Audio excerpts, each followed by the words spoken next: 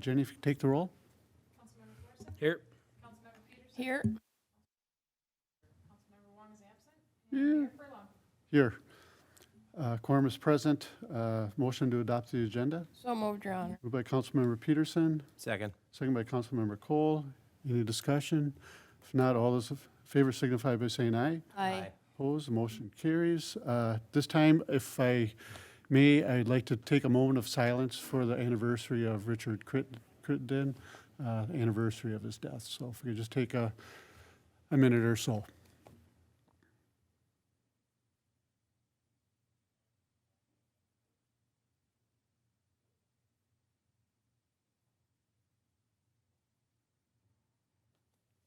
Thank you. Appreciate it. Tragic,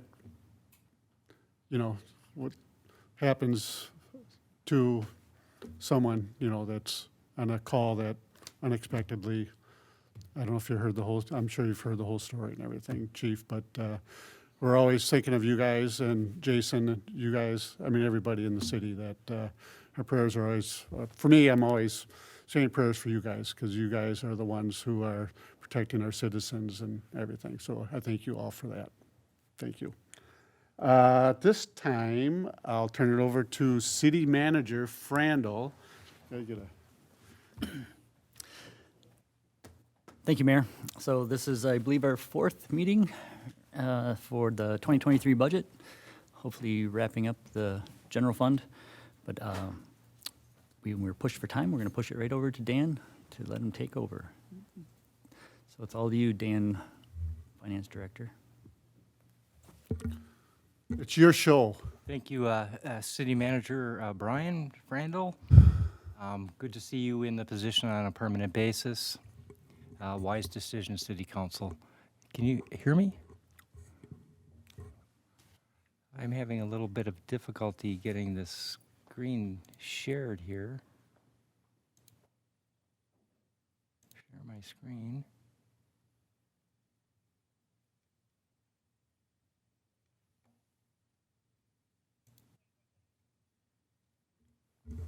That's not what I want.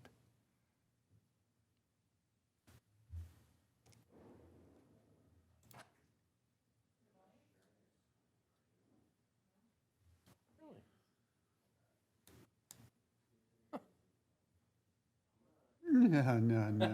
No. Is that kind of like 305? How can you?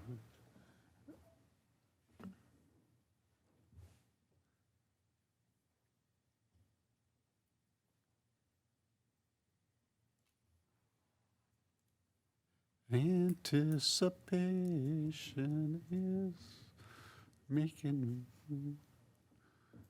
Recording in progress. All right, here we go. Yes, this is our fourth budget meeting on the 2023 levy and general fund budget. Kind of want to give a little reminder. There we go. Is that better? And we got it. You got it? Yep.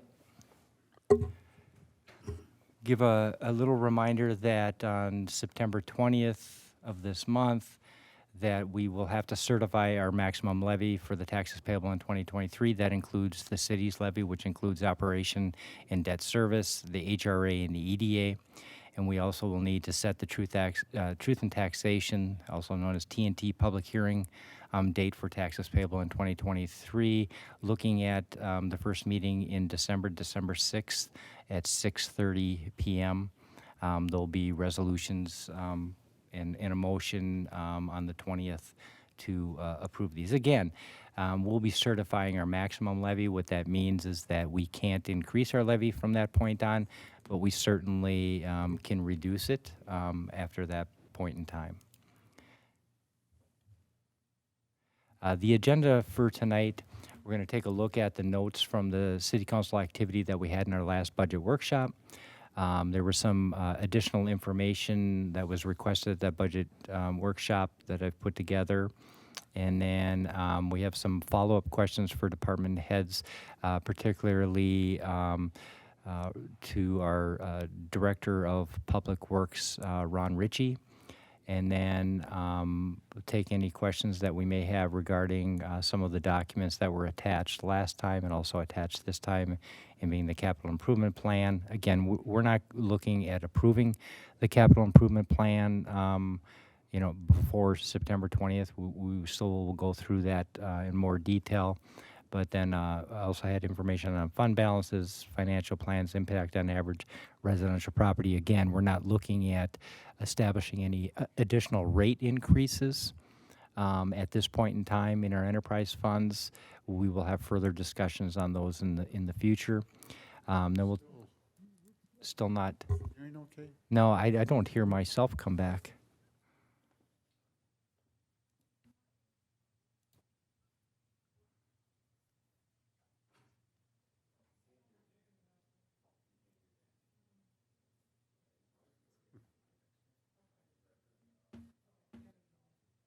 Yeah, no kidding. It's working? And then we'll look at the 2023 preliminary levy, general fund budget, changes in the general fund budget since the line item detail, it's still not, yeah. They're hearing it in there, but out here they're not. Yeah, I can, because I usually can hear. Go ahead.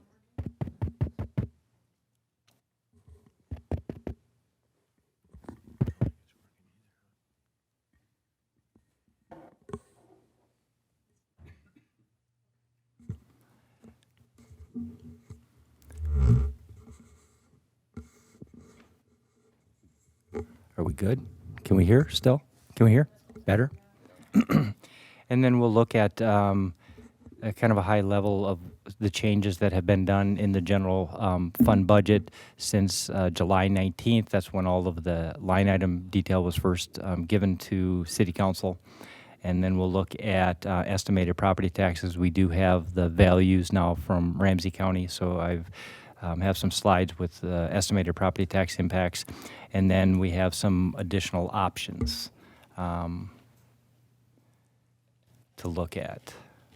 And hopefully at the end of tonight, we have made some decisions on whether we're going to move with some of these additional staffing components and additional options, and where we want to put the levy. If we can do that, then I will finalize the general fund budget at this point in time, and then have the resolutions and that stuff set for September 20th. Here are the notes from the council activity. If you remember, we had an activity of kind of looking at ways to in ways to generate additional revenue, and or looking at options of trying to reduce some costs in the future. And so you were faced with the question of we have many infrastructural needs and rising costs. What do we do to maximize our resources and minimize the overall impact to the residents of the city? You came up with a nice list of a number of different items, including franchise fees, increased fees, user fees, parking revenue, all the way down to maintaining our bond rating at the same or better. Some of these we're already starting to take a look at. We're trying to look at if we can get a Hamlin master degree seeking student to help us look at grants. Dr. Craig Waldron was kind enough to help out in that, and he seems to have identified an individual that may be interested. And our city manager was overwhelmingly enthusiastic of pursuing that as an option, to have someone kind of do some research on various grants and then help us write some grants.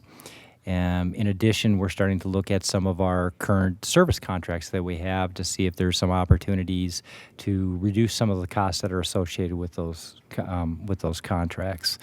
In addition, I've started looking at trying to get kind of a thought or idea of how we would approach looking at even if it doesn't materialize to the point where we actually go away from them, at least building ourselves a backup plan. And that is, right now, all of our technology that we go through is we go through Metro INET. They had a significant increase this past year of $70,000 from where we were at. So we're currently paying approximately $300,000 a year for the Metro INET. A meeting that City Manager Brian Frandl and myself attended with representatives from Metro INET, it certainly indicated to me that this wasn't going to be their only increase. That we probably can anticipate increases on an annual basis, at least for, I'm guesstimating somewhere between 3 to 5 years of at least 10% increases on an annual basis. So I'm trying to look at a way, and eventually I think we would probably need to hire a consultant to kind of help. I look at it as unweave what we have today in our technology and see if there's any other options or solutions that we could do that hopefully are, a little bit of a lower cost. It may not materialize into anything, but it's your ideas that you threw out there through this activity that we're trying to pursue, coming up with some different options at looking at reducing costs and or, generating some additional revenue. So I thank you very much for your input and your wisdom that you shared with us the last budget workshop. Additional information that was requested, I think it was Councilmember Wong had asked the question regarding the police department and with the new staffing levels, if there has been a change in kind of the leave time for officers. I know if you remember at the end of last year, because of the shortage in the police staff, we had a lot of individuals that were not allowed to use their suspense time in addition to vacation. So this council allowed vacation carryover, and then we paid out suspense time. So kind of looking at the same period of January 1st to August 19th of 2021 and 2022, that you can see what the changes have been for this year. Hasn't been, of their time off of floating holidays, executive leave, suspense, holiday, vacation, and comp time, there hasn't been a significant change. It's about,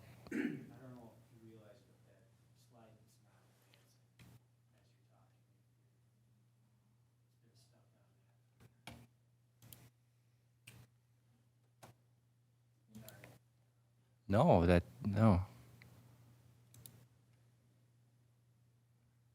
I thought that's where we were. It's not moving at all. It's kind of like stuck right there, even though my screen is different. Oh, yeah, absolutely. I've been moving on my screen. Now I just did a slideshow and it still is.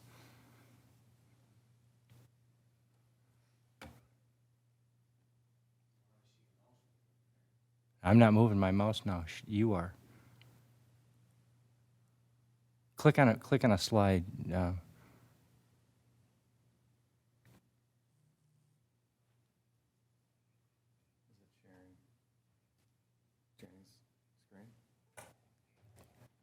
Can you move your mouse to click on a slide? I'm not doing anything at this time.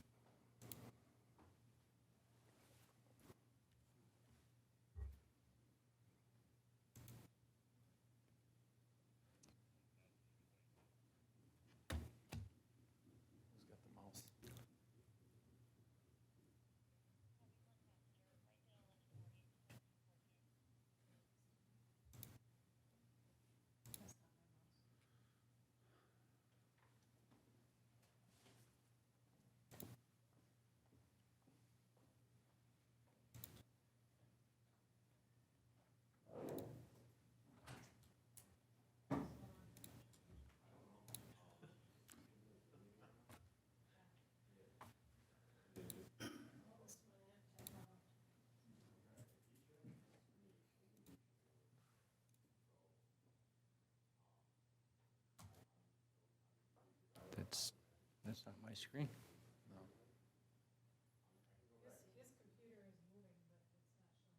Is that Carrie doing that? I was gonna say, Carrie, don't start screwing with us.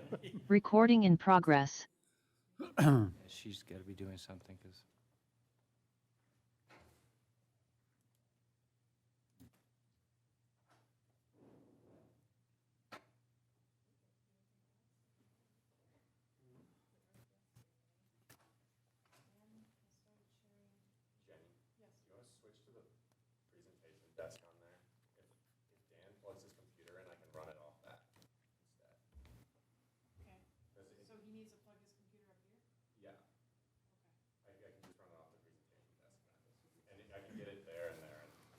Will the cord reach?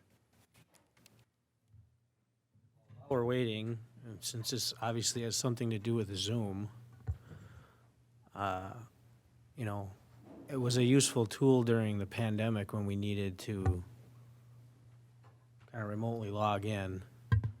And we've kept with it, and, you know, it's a nice tool if someone wants to, you know, provide comment that's on Zoom, but we've never had I guess, you know, our chief was trying to comment last night, but it wasn't working. It just doesn't seem to work. The internet was down last night. Yeah, but, you know, it just seems like a lot of this issues are revolving around Zoom. So maybe if I don't know, maybe we'd look at considering ending that and just sticking with our technology that we have. And because if that seems to be causing these issues constantly, maybe we just get away from that.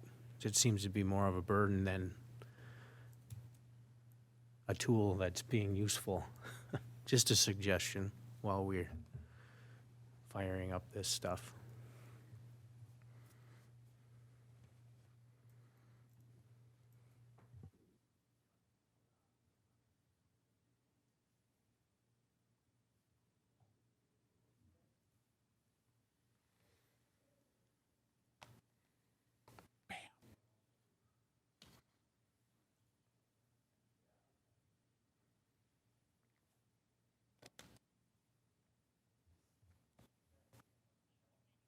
I'm sharing.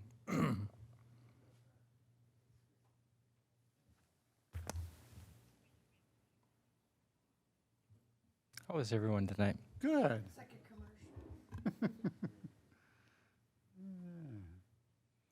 Is there a technology budget we're gonna be talking about tonight, or? Maybe there should be.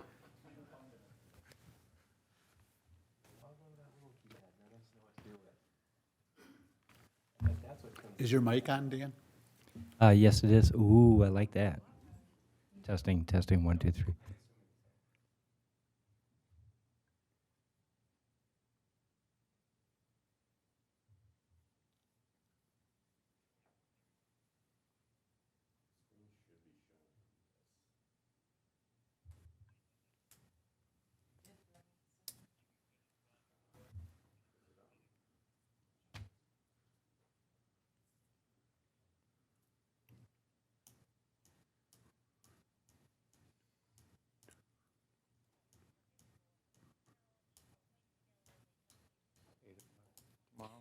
Well, this has come on now here, this, but nothing's.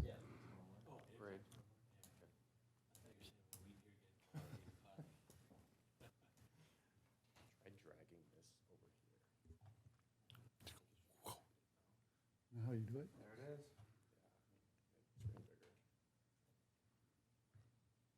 Nice. Now you gotta stand. Whoa. Okay, the mouse is a little weird.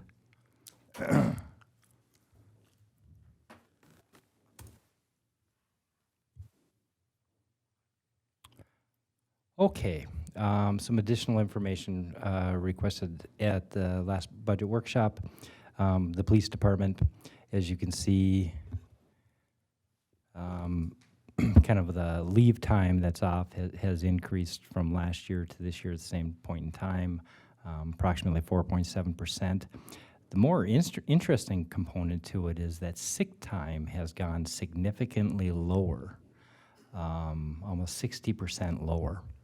I'm not going to jump to any conclusion to why that is. I think it's, you know, a lot of it can be related. We're still underneath the same type of activity as far as COVID is concerned in 2021 to in 2022. I like to believe that it's caused by having more staff, building a better culture in the police department, which I think a lot of the credit has to go to our current police chief, Phil. So I think that you're seeing staff engage more in the whole public safety Recording in component to it. progress. A thing that we'll talk a little bit more later on, and we have actually a PowerPoint presentation that Phil has put together in discussing the overtime. As you can see, overtime has gone up approximately 53% during the same time period. We will be discussing that a little bit later on. These are hours. These are hours, yeah, yeah. Total hours that were used. Another item that the city council had asked was a breakdown of the public works maintenance worker. Salary is approximately 77,000. Fringe benefits are approximately 39,000. That's what makes up that $116,000 that was shown as an additional. It's being split between 55% in the general fund. The general fund is made up of, in the street maintenance budget, urban forestry, and parks. And then in the enterprise fund, it's being distributed between water, wastewater, surface water components in the enterprise fund. And then we also had another additional request of information to have what TIF district expiration dates are. So I have what they're scheduled for right now per the TIF agreements.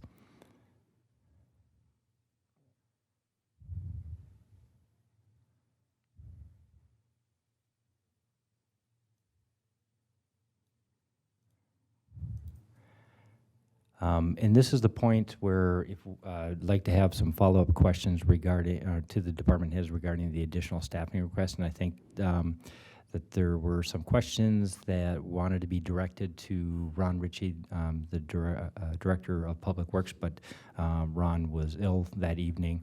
And I had read his PowerPoint presentation, which he put together a very nice PowerPoint presentation and justifications for why he feels that there's a need for an additional maintenance worker.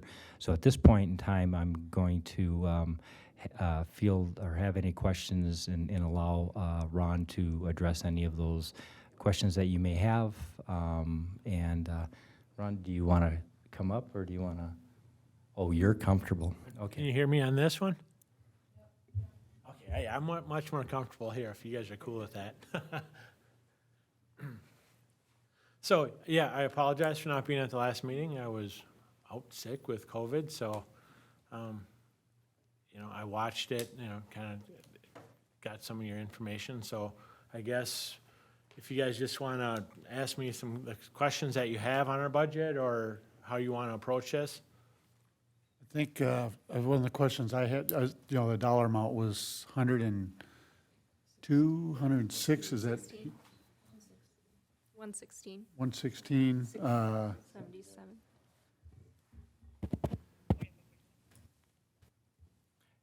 Yes, it was 116, and that was in the previous slide to show the breakdown. And I guess, my question was, what is that person? What is that, for that amount of money, what are we getting? Well, that person is just, it's a public works maintenance worker. And I don't know, Dan, what number you use? Is that a starting wage? Is that I believe what we had decided on was the same as one of your existing employees, so I think it isn't an upper step. I think it's either a step 5 or. okay, so that would be more of a top pay for that? Yes. Okay, yeah, so it's that public works maintenance worker, which is, one of the, basically, we have 9 positions right now, so it's just that maintenance worker position. So that person coming in would have that big step up right away? No, that would be at an upper level step. If it was a 5 or 6, we have 6 steps in our whole step program with that. And depending on, I don't know if we had someone that was coming in with experience, or if we were going to offer or look for, make an offer.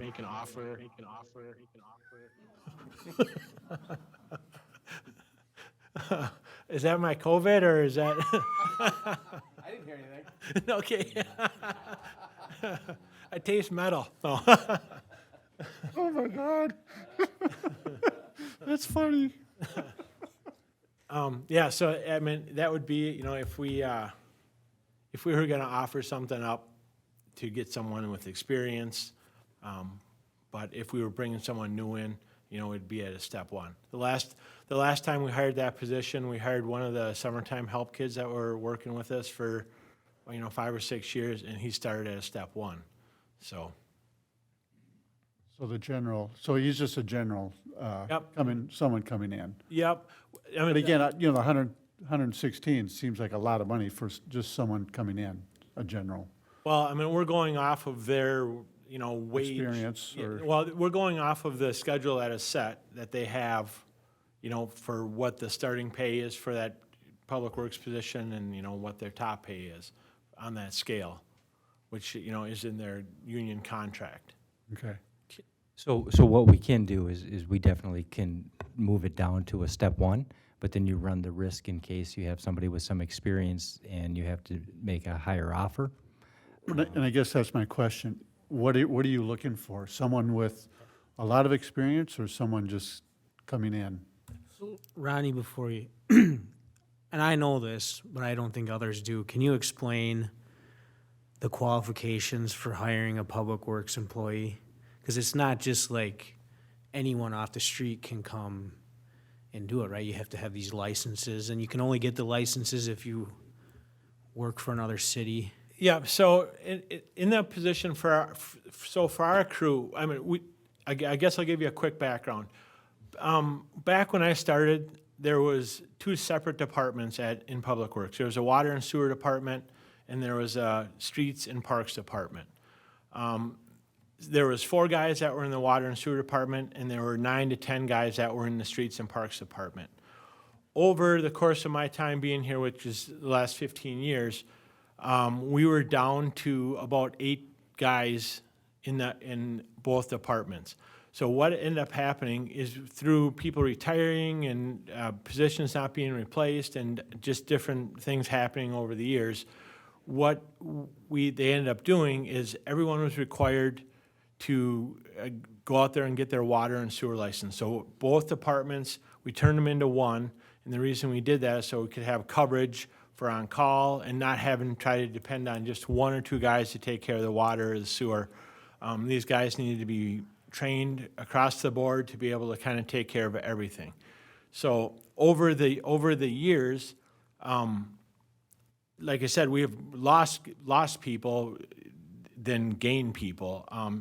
We have just got to 9 guys, which just happened this last December. Before that, we were running with 8 guys to kind of take care of, what our duties are. I gave each one of you a sheet, and this is what Randy and I use, and all this is just a quick view of our daily tasks that we do, that we look at as like our essential tasks that we do have to do on a daily basis. There's a number next to each one of these items or tasks that we do, and that's about the number of guys or people that we need to do that task. So what I did is the guys that are highlighted in yellow, them are the guys that we used up to put on a task here. The guys that are in green are, like say, the I don't want to say extra guys, but them are the 2 guys that we have, free to do whatever we would do. And if you look at this, in the summertime, mowing, we have to mow. We have to keep up on mowing. We got to do ball fields, tree trimming. We try to do that year round.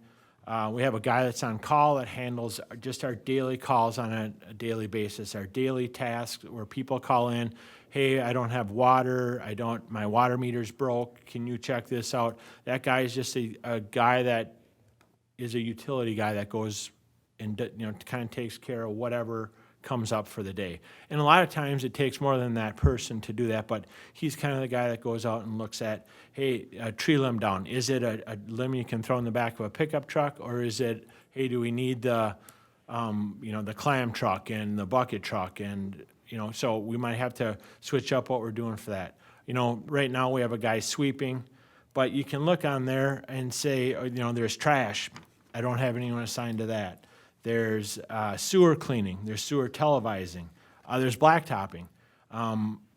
That we have to do that. Now I don't have the summertime help on here because we don't have them guys year round. At the bottom we have catch basins and then running dumpsters. So you can see with the number of guys that we have, we don't have the luxury of like separating departments. So when we're like, Councilmember Thorson said, when we're looking for a person, it's hard to find so these guys have to go out and we need to have an SC water license and an SC sewer license. That goes off the population of your city. These guys can't go out and even take the test to get licensed unless they've worked around the water or the sewer for 3 years.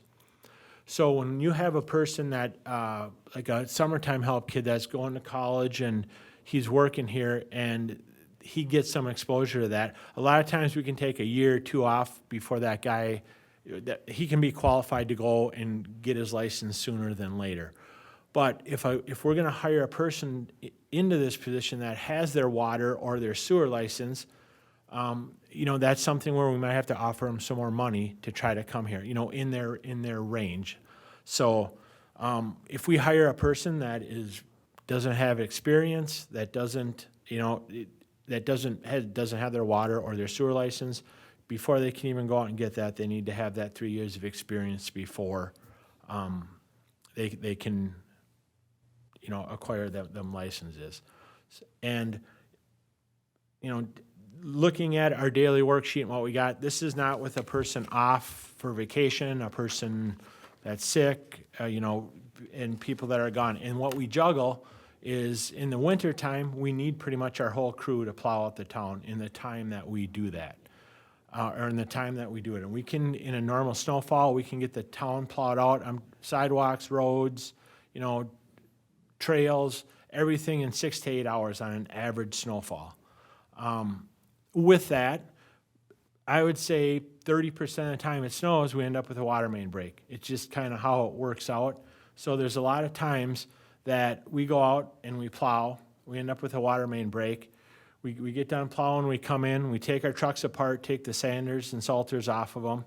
We go out, we fix the water main break, come back, clean the trucks up, put the salting stuff back on, and then go back out. We might have to, hit the main roads again. So, for these guys, in the wintertime, we will let a guy or two take some time off, but the guys are usually really good at looking at, okay, hey, there might be a snowstorm. Some people plan a trip where they're like, hey, we're going to Florida or I'm going to Hawaii, but we can't have like 4 guys gone or 3 guys gone in the wintertime in order to maintain this stuff. So, I don't know, Scott, if I... Yeah, well, I guess to the mayor's question of why is the scale so high, I guess that's a hiring practice, but I thought for the last several years, we've basically said, hey, when we post this position, a prior requisite or requirement is that you currently have your water and sewer license, and to have that, you already essentially have to have either worked in that field or most likely you're already a prior public works employee. So it's kind of like the electric department. If you're hiring a brand new lineman, he starts off as an apprentice, correct? And then he's apprentice for 5 years and then becomes a journeyman, right? Yep. Well, if you're gonna post that job and you wanna, skip that part, you're obviously gonna have to pay a journeyman more than an apprentice. Yes. So it's almost like we're seeking that type of person who's already got that experience and that they're probably gonna be coming from another city, most likely. Well, you would hope, but hiring people right now, and I think that $116,000, that's the full benefits and all the package. The scale, you can't quote me exactly on this, but I think the starting scale is $26 an hour at the low end of the scale, and I believe it goes up to about $34 an hour, somewhere in that, right around in there. So, Dan's got all the, fringe benefits in there. It still is the cost to the city, but their hourly rate is in that range there. Okay.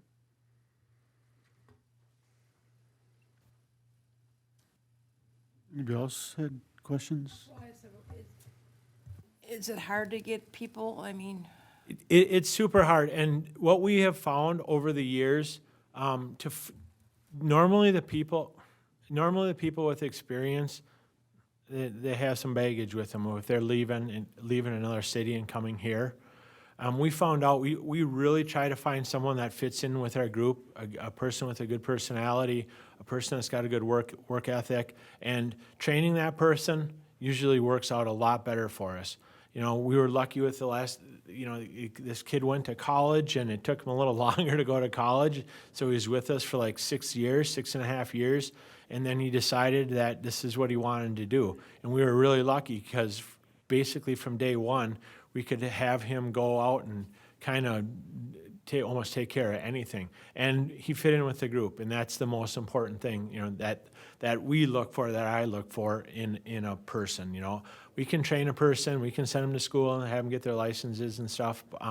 Normally, these guys that come with some experience, it's very rare that you find one that doesn't have some backstory or something going on.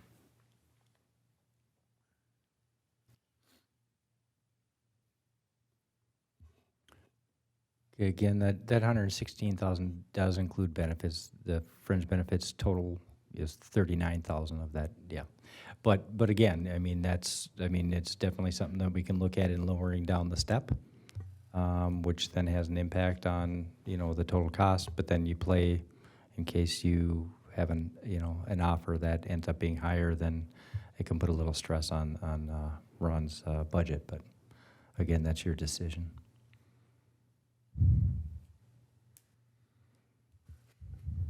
Well, my questions were just kind of having you explain how this position would help your department operate, kind of, you know, outside of what the, you know, the PowerPoint that was read to us. Yep. It's just, and then, you know, just like the complexities of a snow event and how, you know, that's something that we always hear is very important to residents in town and businesses, and how it's become an expectation. And that if there's, you know, an event like you're talking about, a water main break or something else that is taking guys away from that, then that, you know, you're kind of limited. How many people are out? I mean, all 9 people are out. Like, can you just explain like a typical winter snow event and how? Yeah. Yes, basically all 9 people are out. I mean, we've done it. We could be down 2 people, and it'll probably take us an extra 2 hours if we're missing 2 people on average. Basically, how a snow event works, there's 4 main routes or 4 main truck routes for the roads. So that would be big truck routes. There's two guys that are on sidewalks. There is a person that takes care of alleys. There's a person that takes care of downtown. Yeah, and there's a person that takes care of cul-de-sacs. So if one of those persons is gone, you know, we have to kind of double up. If a guy in a big truck is gone, we usually will take one of the other guys and put him in the big truck to, you know, the roads take the priorities, you know, for our snow. But yeah, so basically in a snow event, we come in. The hard part with the snow event is the timing of it. Basically, we have, a lot of times let's say we have a typical snow, it starts snowing at noon that day, and it's gonna get done at 10 o'clock at night. Normally what we'll do is we will go in, we have some main roads that are specified. A lot of them are, you know, like Margaret, Holloway, some of the main streets in town. We'll go, before we leave for the day, we'll go out and we'll plow the main roads, and then we'll wait for it to get done snowing, depending on how much it snows. If it's a typical 3 to 4 inch snow, we'll go out, we'll plow the main roads, we'll leave the secondary roads, and then we'll come back at it. We'll come up with a time, 2 o'clock in the morning, 1 o'clock in the morning, whatever we think it's going to take us to get everything cleared out before traffic starts at 6 o'clock in the morning.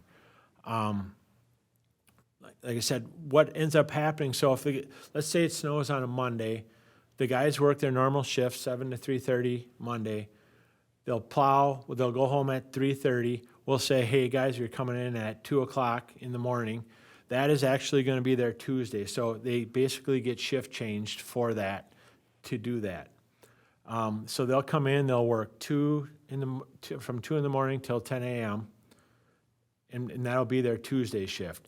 Then, I mean, what it is going to start happening more and more is getting the snow cleared out downtown.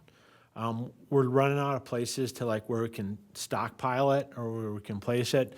The old city hall where the Sentinel building is one of the places that we use to stockpile snow, and then we could haul it out like on another day during the day. But we're running out of those places to stockpile this stuff, so moving forward, we're gonna have to come up with ways, whether we have to halt that night or come up with a different way to handle this.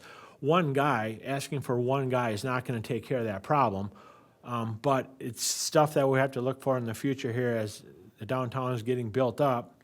We're gonna have to deal with this stuff in different ways, in hauling this stuff. So, they added, just in taking care of, for the need for an extra guy, we put these new roads in. The sidewalks are being put right next to the road. That's a sidewalk that we have to start taking care of. You can take the 2019 project up at the Silver Lake project. The sidewalks are right on the road. So we go and we plow a windrow up on there. There's no way residents can shovel what we plow up on there, a big, huge windrow on that whole sidewalk. So we take care of that. We use, bobcats and tool cats with snow blowers on them in order to remove that snow. Now we have a sidewalk on Ariel. Now, we're gonna have to remove that snow on that sidewalk because it's gonna be way too much for residents to handle. So, when we start improving and adding sidewalks, and it's just adding extra work, and that can turn into the summertime with all the plants that are on 7th Avenue, going up 7th Avenue, all the center medians. Irrigation goes all the way up 7th Avenue, basically to 3rd Street. We added an extra, 120 irrigation heads. Downtown, we're gonna be adding irrigation to all that. We could have a guy working on irrigation, pretty much the whole summer long between the fields and this irrigation along the roads. Just all the different things that we have come up. Trash cans, we deliver trash cans. That takes, we've probably spent an hour and a half, 2 hours a day, dealing with that and dropping them off, picking them up. We're inheriting the aerator at Silver Lake. Water meter replacement. We put in new water meters, 12 to 14 years ago. There's a battery life on them. The whole water meter will need to be replaced. It's basically a 20-year span on that. So we're coming up to, 14, 15 years. We're starting to see some of the batteries go dead on these, and it's not a battery that can be replaced. The whole water meter gets replaced. So this is something where this is going to be more and more frequent as time goes on. It's just more work, more things, for the public works to take on. What else did I have here? Irrigation. And I kind of mentioned it last night. We have these different committees that people are. It's great stuff that we're bringing stuff back and activities for people. But music in the parks, we clean up. We go and we kind of do a thorough cleaning of the parks. The park rentals.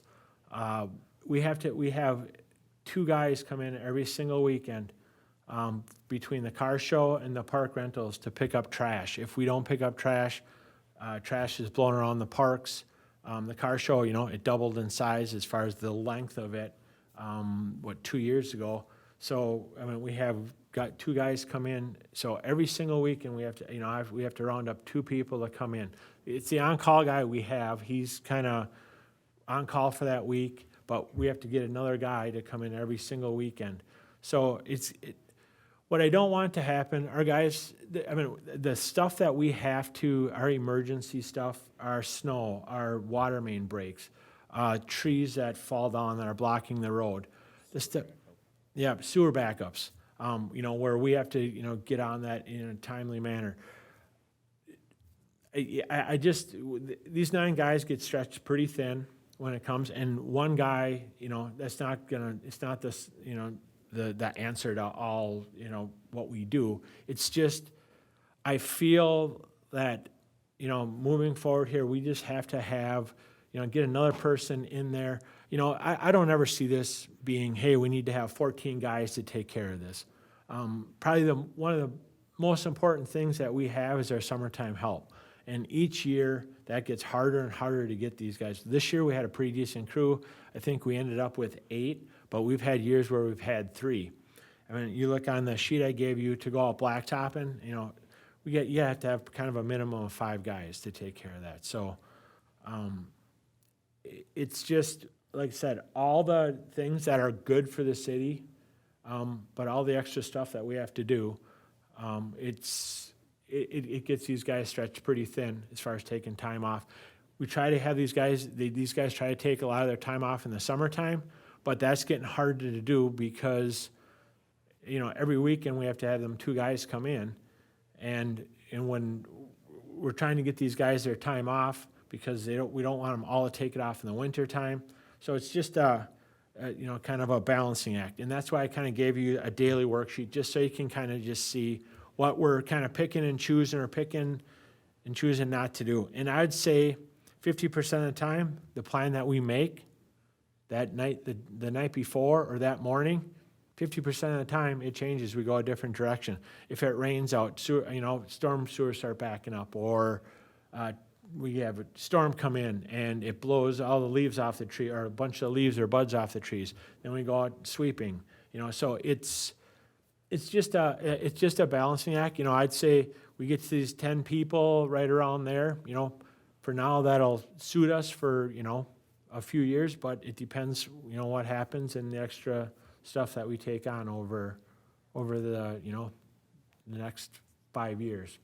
Well, quick follow-up, I hate to keep talking about snow because, it's still a summer. Oh, that's fine. But in the years past, we've kind of briefly discussed the idea, because you talked about how, there are, our policy is it's the homeowner's responsibility to clear the sidewalk on the snow, but now with some of these projects, sidewalks have changed and they're called walkways and pathways, and then that becomes the city's responsibility.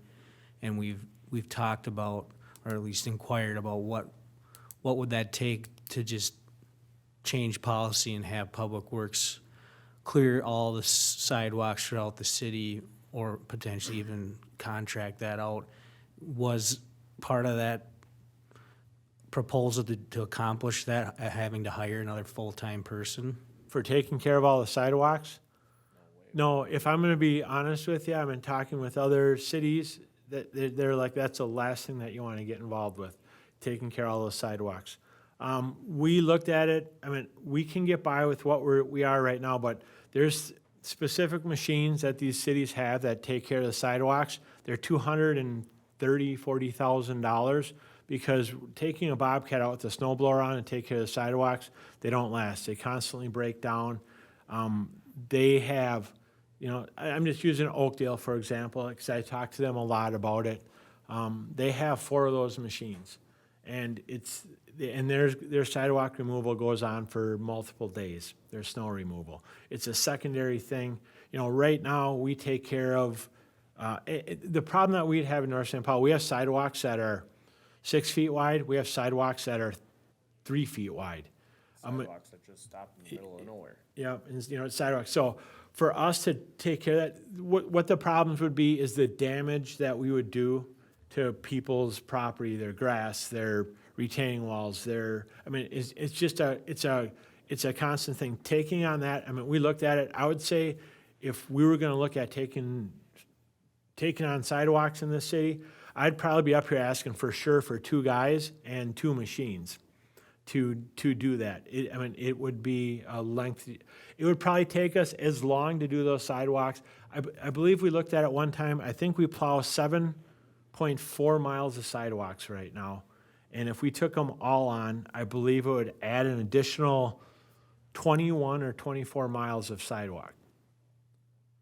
And that was from some numbers years ago, when there was a different director here, but we were kind of looking at it. So it would be a big undertaking to do that, so.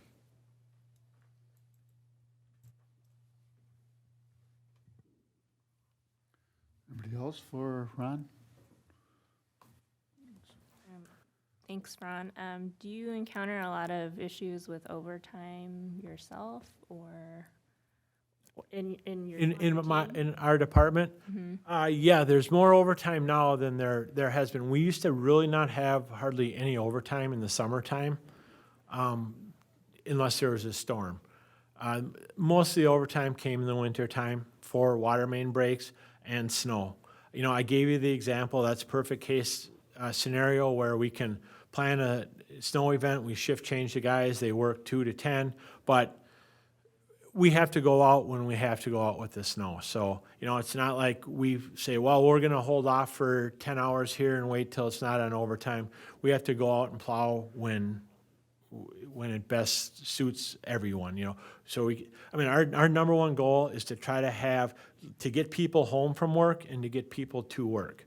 So however that might work, we do when we kind of have to do it. Summertime, now, like I said, it's a lot more overtime because we're having people come in every single weekend, and it's normally 2 guys on Saturday and then 1 guy on Sunday, depending on, the amount of trash for the weekend, so. Thank you. Yes, and, the park rentals, they're a lot of work. Our cleaning company that we have, they do a great job, but, we do lots of repairs at the building, it's gotten better since they've added a damage deposit to it. It's definitely gotten a lot better, but, we do spend a lot of time on building maintenance and fixing, park buildings and doorknobs and faucets and, whatever it might be.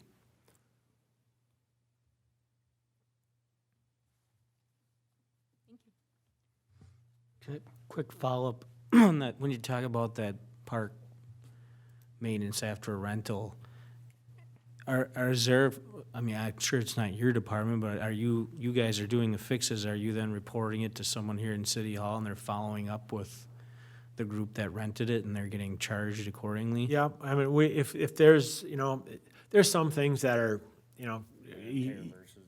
wear and tear versus damage, or, something might have just happened, but if there's something, major that happens, we definitely report it and let them know, and then they are charging keeping their damage deposit. We don't know what that number is, do we? Collection of damage deposits, what, Yeah, I don't know, what that is. I don't believe it's been significant, but it was a change that was brought up as an issue last year in the budget discussions, so that change has gone into place, but there hasn't been huge, revenue source onto that side. I want to thank Ron. I think he did an excellent job on just showing his need for an additional maintenance worker. Again, the maintenance worker there does include all fringe benefits. You can definitely see, I think in the last budget workshop, I think it was Councilmember Thorson had said, Public Works is kind of like the catch-all in the city, and they truly are. So they do an excellent job. I think their level of service is second to none in how they do their street maintenance, snow plowing, and I think it's something that the residents have just become accustomed to. And I think Ron, what he's doing is he's trying to be proactive and saying, hey, we've had some additional, and I don't want to see that level of service drop. So I've got to give him a lot of credit for putting the request together for an additional staff member. Are there any additional questions for any other department heads on the options for additional staff? The additional staff that we had talked about was on the fire department, the inspector, the code compliance, the daily shift, and then the maintenance worker for Public Works was what was presented. And I think we pretty much had all of the questions answered, both from Jason and now from Ron on those two. So if there's no further questions on those, I think we'll move forward. And again, the capital improvement plan has been attached the last 2 times, and you heard Morgan speak to it last workshop, that it really is, we're trying to be more comprehensive. Eventually, we'll build even a better improvement where we'll have more explanations on requests, with pictures, rankings, and so forth. This is kind of a work in progress. We're trying to get ourselves to be more comprehensive. I mean, obviously, if you look at the capital improvement plan, one thing that we've already identified as not being addressed in the manner that it needs to be addressed is our facilities. And so at some point in time, we're going to have to do a facility assessment of the facilities that the city owns and incorporate that information into this plan. But again, we do have time to go through this capital plan in more detail later on. And we will be having a number of other budget meetings as we go into all of the other budgets, enterprise funds, internal service funds, capital improvement plan. The note about the capital improvement plan, the driving factor that's incorporated into there that has a direct impact on the budget for 2023 is that there, and you'll see later some of the changes that have occurred from the last time in July to now in the budget, is some of the planning that have come from Parks Commission. So those planning components are funded through the general fund, so they're actually included now in Parks budget.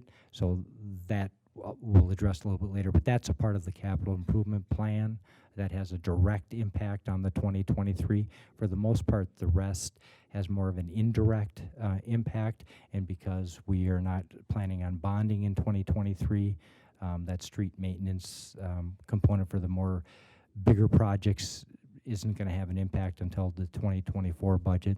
So your items as far as vehicle replacement, they're being funded from a different fund, the equipment fund. So once we get into that, once we get into the other budgets, and we go through the capital improvement plan, whatever's decided there will then be put into those budgets. But it doesn't have an impact on the levy component to it. Same thing with street maintenance. There's a street maintenance fund that'll be taking care of the items that are in there and so forth. And then there's one other component. You heard Morgan talk about the capital improvement plan and kind of a different philosophy on how to do some of the street maintenance and kind of doing it every year, in addition to not just doing it on a 2-year cycle where we're bonding on major projects, but to do some more mill and overlay components to it. And part of the reason why I had suggested increasing our levy a little bit more from where we were at, and we'll get into that discussion a little bit more in detail, but part of it is that right now, if you looked at those financial plans that were put together, there's to make the street maintenance component work. Obviously, there's going to be levy increases in the general fund on an annual basis, and in addition, there was a need to increase a transfer of $150,000 from the electric. So that's where if we can levy a little bit more, we can cover that $150,000 and take it out of electric, which then will impact its 10-year financial plan, and we may not need to see those rate increases quite as high as they were in the financial plan part to it. But if there's some specific questions that somebody may have on the capital improvement plan, I definitely can address those. But the capital improvement will need its own workshop to go through all of those details with the department heads and answering all of your questions. We can't click on that. No, but I can. I mean, we don't need to, I mean, that's a whole big document in of itself. Yeah, there's quite a bit that's Right. yeah. Anybody have any questions on the capital improvement plan?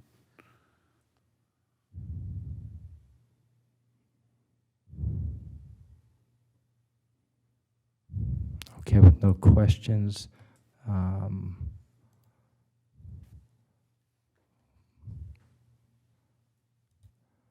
Move on to, there's 2 documents on fund balances. One that was in there prior, that was the fund balances as of December 31st, 2021, which have been audited.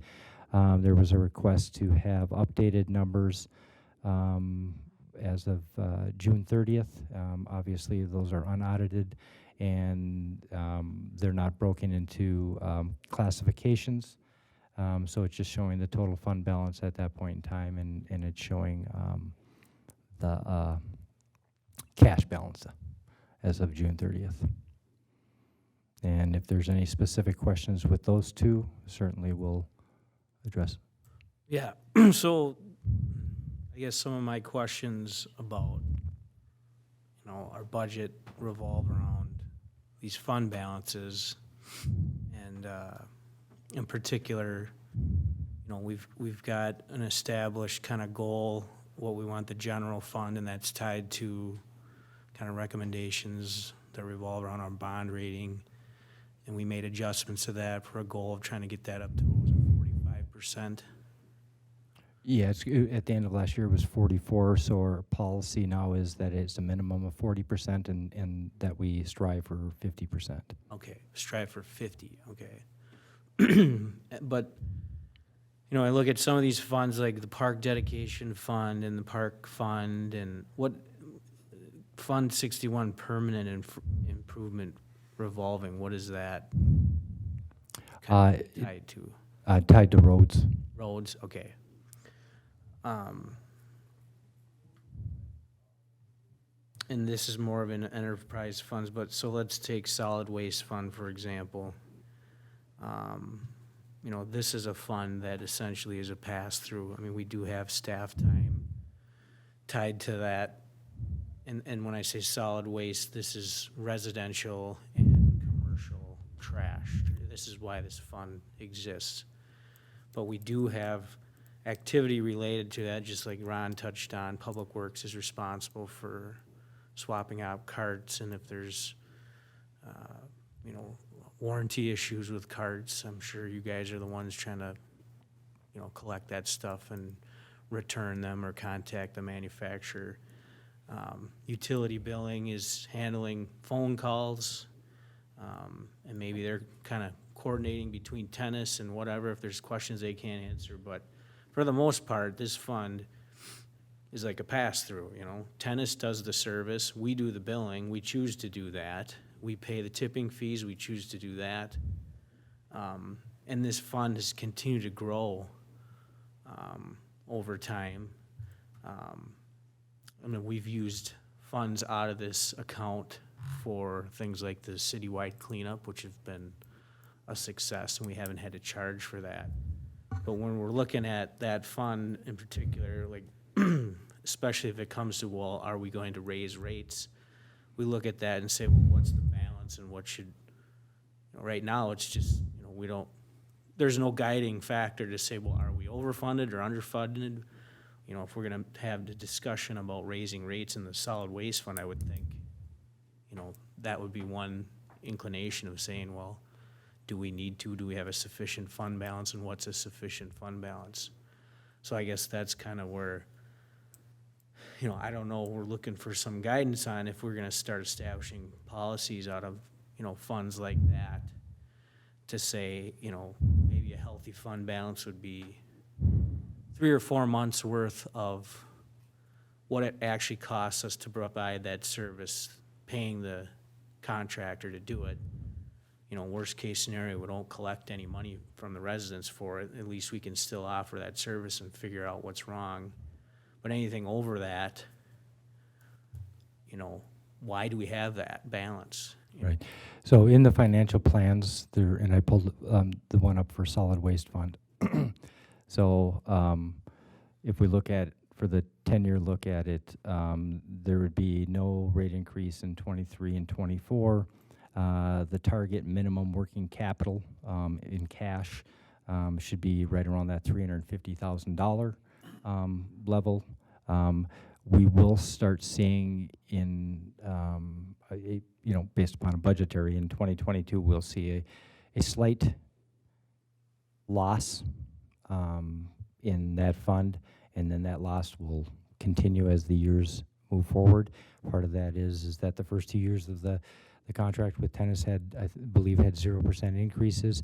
Last year was, I think, the third year it had for this year, had a 3% increase, and there's 3% for the next 2 years. In addition to that, we're having tipping fees that are going up, usually somewhere between a 5 to 8% on an annual basis.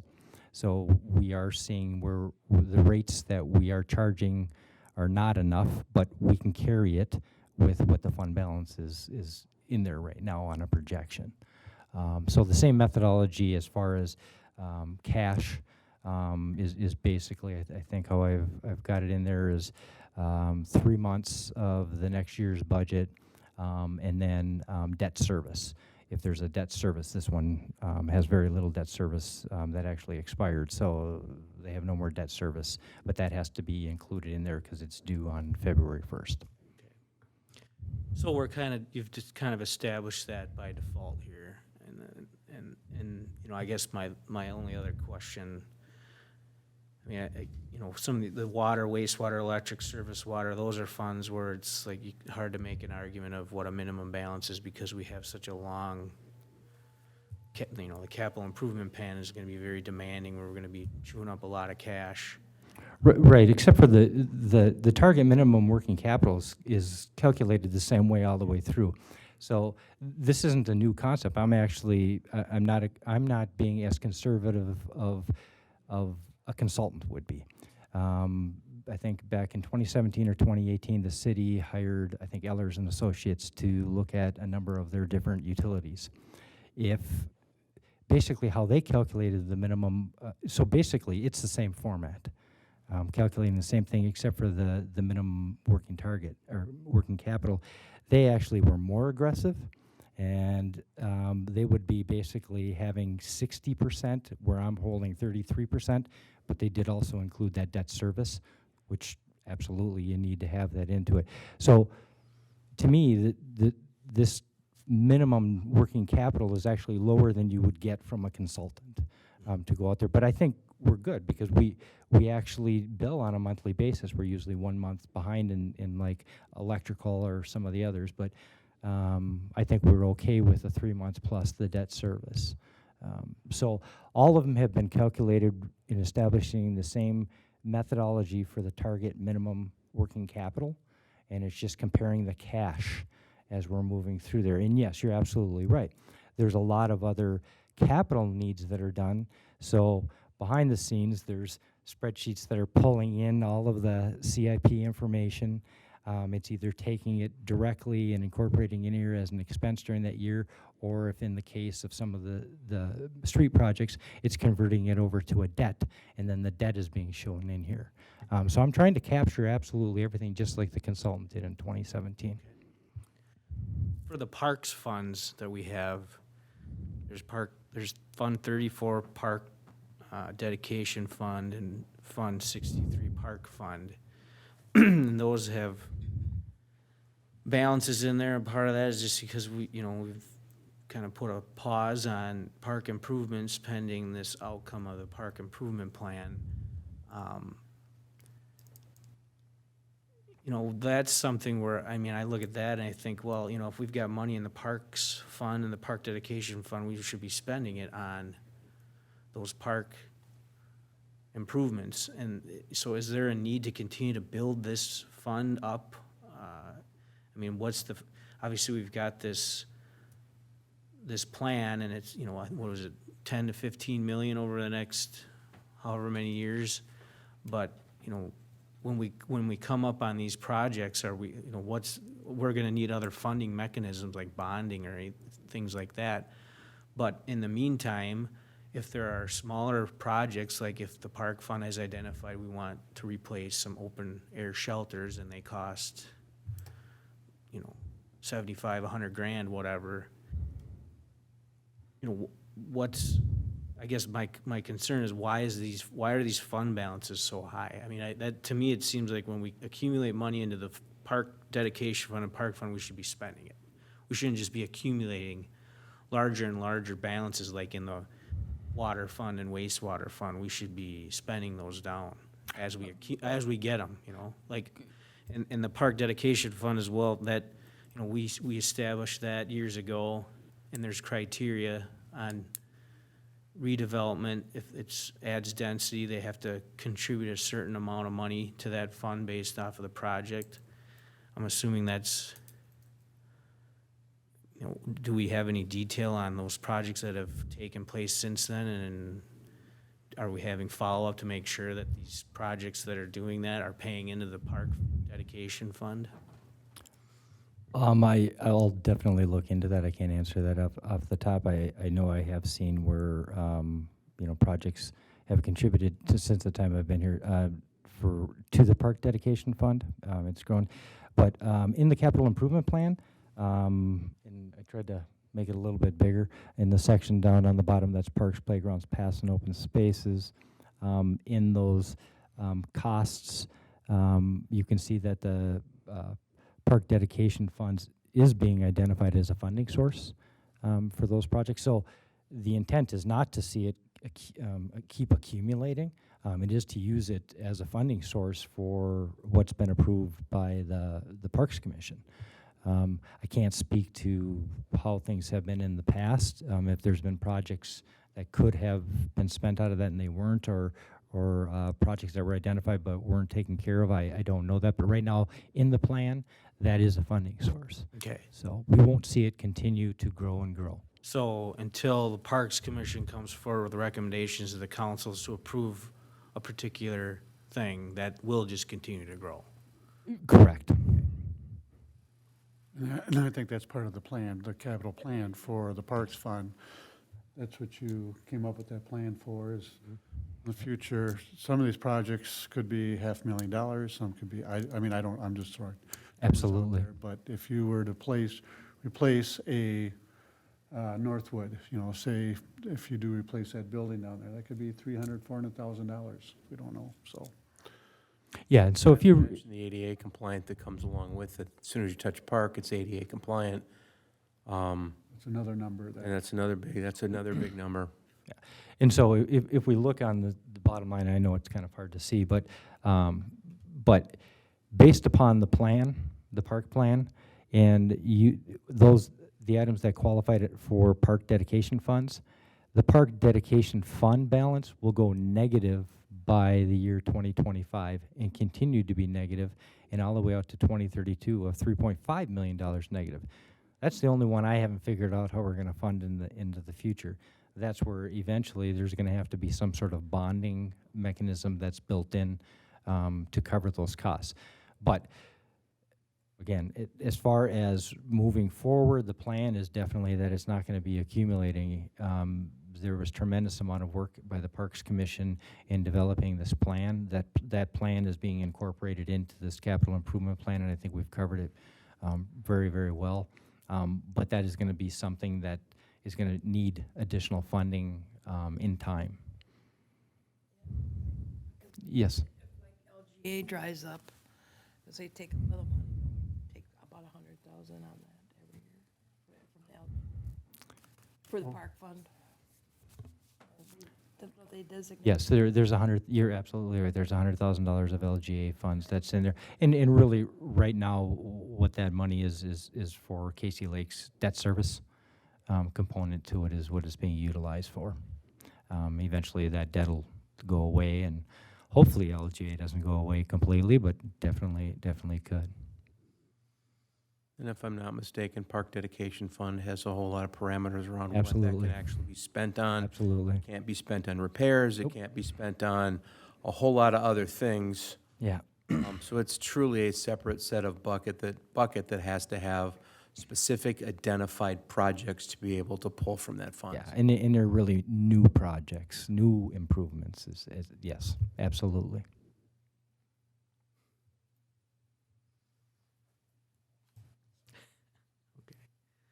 Well, and then that's just, we're talking about spending money on that fund, but then we're saying, well, we can't spend money because everything's so expensive. It just seems like we can start park improvements. Now we have sufficient funding in these balances. Now we can start doing these things. And I understand, like in the park dedication fund, there's restrictions on how to spend it, but there's also things that we can spend that money on now that we are identified in the plan. So I'm just, I see that number and I hear people talk about, why aren't we doing improvements to the park? I've had questions about, how much money's in there, why isn't it being spent, So it just. I absolutely agree. So, to me, as the finance director, I've put together the plan and the funding sources. I certainly have the expectation that in 2023, that work's going to be at least worked on. And if it's not done in 2023, then it's going to be shortly thereafter. That's the information that I'm playing with. I don't want to see us, we have needs. I don't want to see us continue to have the needs and yet keep growing our fund balances. That's not the intent. So you make a very good point. And again, I can't speak for the past history. I can just speak to what the plans are in the future in identifying the potential funding sources. And in the Park Dedication Fund, just like Councilmember Cole said, there are restrictions. So it can't be used for certain items, but the items that I've identified, I believe, based upon the statute for it, that it does qualify for use of park dedication. However, there would not be enough park dedication funds to carry out everything that could qualify for that. Sure. And then just my last question, so we asked about some history on the, call it surplus at the end of the years, and you provided detail going back to 2014, and we've had, since 2015, 7 straight consecutive years of a surplus. And then that money gets put into street improvement fund, and then what's the other fund that it goes into? It gets automatic. Equipment fund? Equipment fund. So if we're looking at ways to try to minimize the levy, but not take away staffing and having major impacts to each department, have we kind of went back at that capital improvement plan and looked at those allocations out of each department and what they pay into the equipment fund and the street fund, and maybe ratchet those down a bit just to lessen the impact of the levy, being as that we've had so many consecutive years of a surplus? So on the first 3 pages of the capital improvement plan, it'll show the current fund balance, like for vehicle and equipment. In the blue highlighted area, it has the equipment fund, unrestricted fund balance. It's currently at $3.3 million. What was part of the approved plan for 2022 and then for the next 10 years. If we spend all of those, and if those costs come in to what have been estimated at the end of 2032, we'll only have $300,000 left, in that fund. So is there a lot of room to reduce allocations that are coming out of the departments? No, I have kept it constant all the way through for all of the years with no increases, to bring down that fund balance that's in there over the next, basically 12 years. So I guess the answer to me is that the surpluses that were, yes, you're absolutely correct that there's been surpluses in the general fund on an annual basis. I think the last 3 years of surpluses have not been allocated to anywhere. The reason for that is because you moved your fund balance policy from 25% to 35%. So you needed that surplus to get up to that 35%. And now this year, still in this year, that we've changed that policy up to 40%. So the past 3 years surplus actually hasn't been being distributed to anywhere else.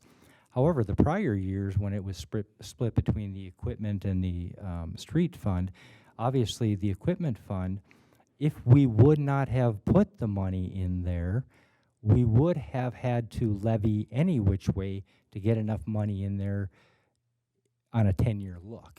You may not have needed it in 23, 24, 25, 26, but eventually you would have had to you'll have to levy for that. So the surplus, yes, I absolutely agree with you that it's actually been a benefit from 2 standpoints. One, it allowed you to put a little bit more in the fund balances of both the street maintenance and the equipment, which you would have had levied at some point in time in the future. And the other, that it from a financial standpoint, it puts you in a much better position of things that we can control to make our bond rating stay where it's at without falling. And that is to build our general fund balance percentage up a little bit higher.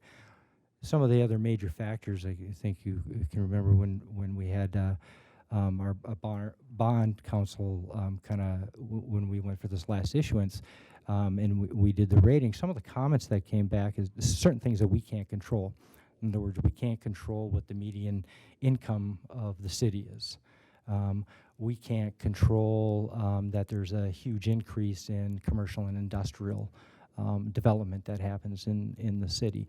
If we had those would have a tendency to give us a better bond rating. We can control the fund balance component, and that's what we actually did.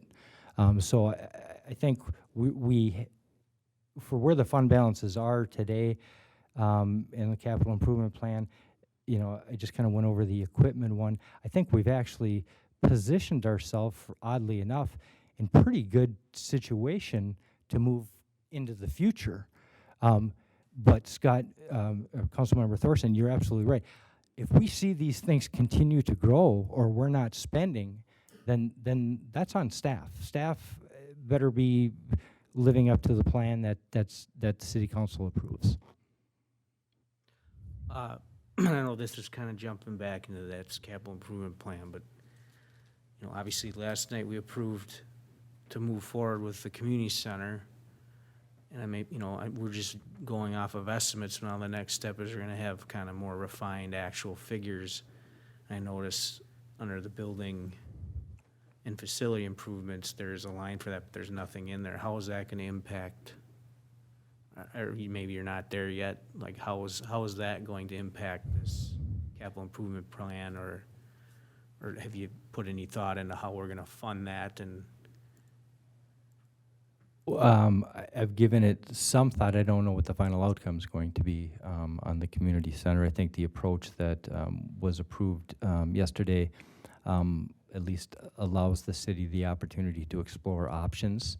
I don't think a final decision has been made on the final outcome, and I think it's really to find out what the costs are, not just, I think, from the maintenance perspective of what's absolutely needed in the facility, but also if there's any other additional, I'm going to just call it remodeling costs for some sort of programming, and can we get partners and so forth to do with that. So one of the funding sources that I had, that's, if I can, I'm going to pull up, so I give you the correct fund number or fund.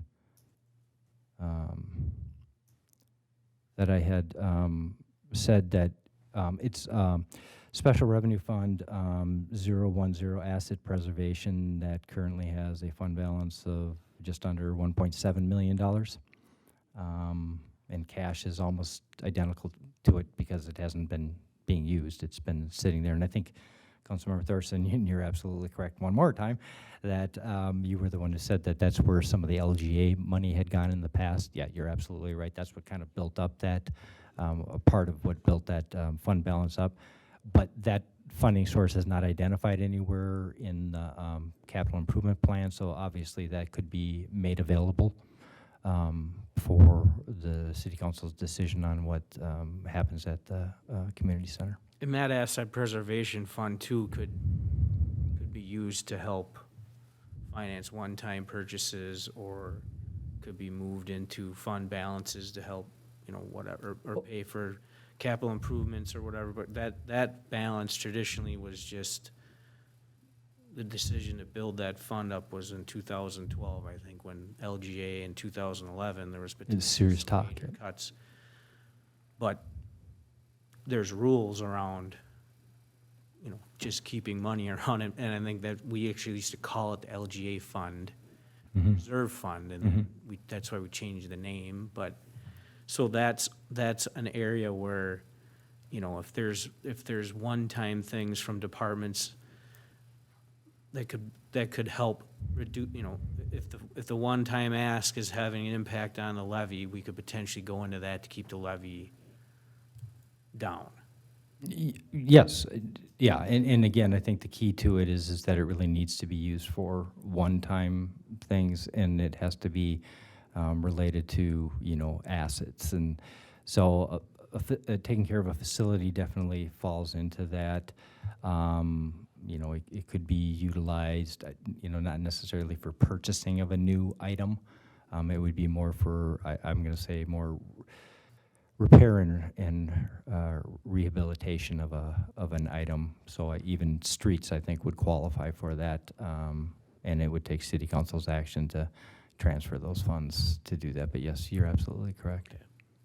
But again, in the 2023 budget, you know, like the street portion to it doesn't really impact the general fund because we're not doing any additional bonding. It would be in future years that it potentially could have an impact on the general fund.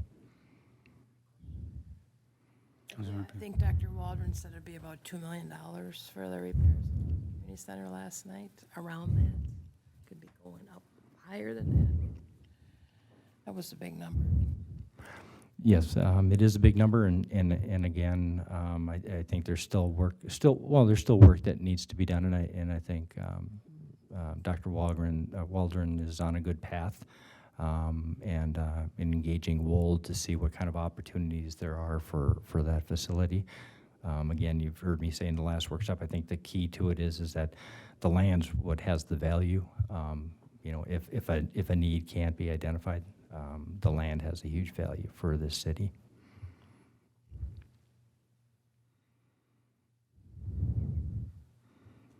When you talk about the fund balances going back, the bond ratings they actually look at those fund balances, I'm assuming. Oh, absolutely. And you're saying that outside, if you had a analysis from an outside agency, they'd probably recommend even higher balances.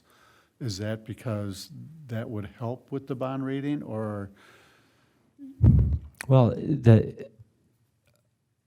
so the general fund is probably your biggest driver, and we've already passed that we're going to have a minimum of 40 to 50, so we're, I think, very good there. We're heading in the right direction onto that. The fund balances in your enterprise funds, you know, depending on what type of bonds that you're going out, they're really backed by revenue. So as long as city council has a plan, if rates are needed to be increased, that they're doing that, and you have adequate fund balance, you're good. Because, you know, you're generating that revenue to pay that back on an annual basis, so. So having, you know, Adequate, adequate funds in those balances helps with our absolutely. rating, so. Yep. Yeah, we definitely don't want to draw them down too far, no. I mean, we there's unintended consequences when we do that, so.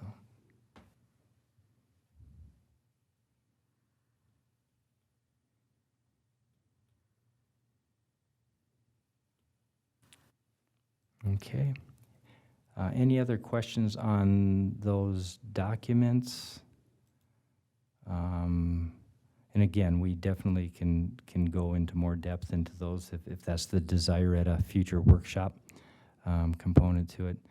And again, as you make decisions, the financial plans will be changed because your decisions on what the budgets are and what the rates and so forth all impact everything.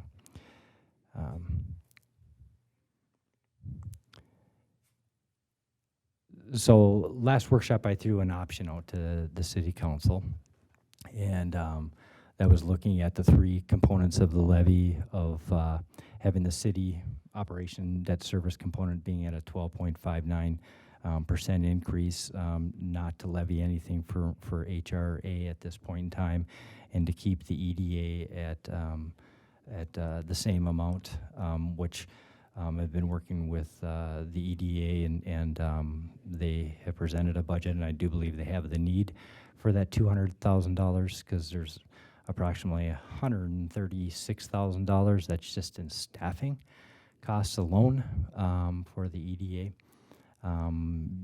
Large part of it was, is the community development position that is now in the 2023 budget that drives that need for the EDA. But they are in agreement to hold the levy and not do the increase up to, I think they could have gone up to I think 211,000, but they've agreed to keep it where it's at. And so I've got confirmation on that this afternoon. And in addition, they will be at their next EDA meeting getting members to accept keeping the levy the same. But to me, they definitely have the need to levy this year, where I believe HRA, just because of where their fund balance and their cash balance are, that and that the program currently is used on the student build housing, and it usually comes at a profit or pretty close of a break-even point, that we could go without a levy this year and ratchet that up in future years to cover costs. If we were to do all of that, you know, increase here and decrease there, it really has an overall impact of a levy increase for the overall city of an 8.48%.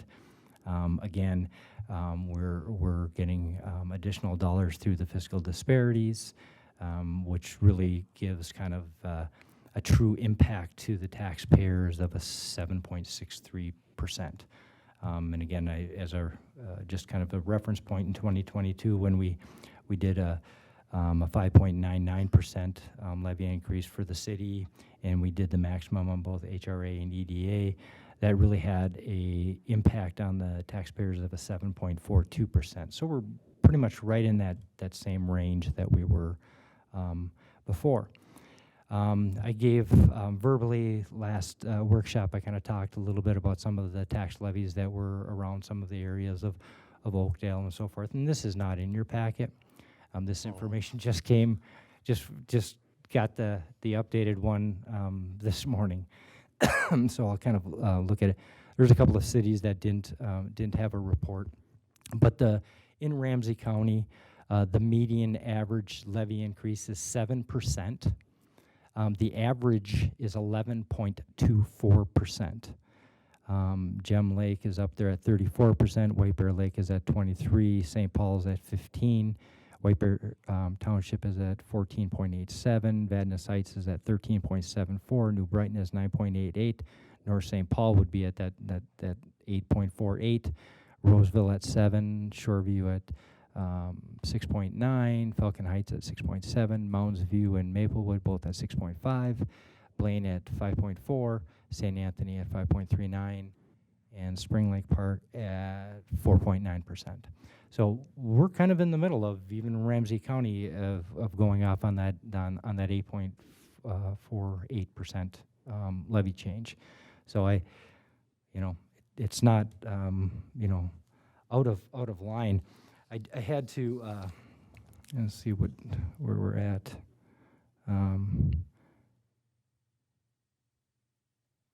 And so these are just the preliminary levy numbers in the debt that you saw before, and HRA, but kind of wanted, and then attached is the budget, and all of that information will go to that. I just kind of want to show what tax, because it's 633, I want to show what the tax impacts are. So the median value home, in the city obviously went up, values have gone up. At that 8.48% total levy increase, that if the property had no value change, a taxpayer would see a 9% reduction. If a property tax increased, the median value increase of 15.5, there would be a 7.3% increase in the taxes. If a home had a 7.29% value increase, they would still see a decrease in their taxes. And then on the opposite side, if there was a 17.35% value increase, they would see a 9% increase. So in the city's portion to it, even with these tremendously big value increases, the taxpayers really are still not seeing double digit. And when we throw into the factor that cost of living has really increased, which obviously that we're all aware of, and again, it has an impact on our residents.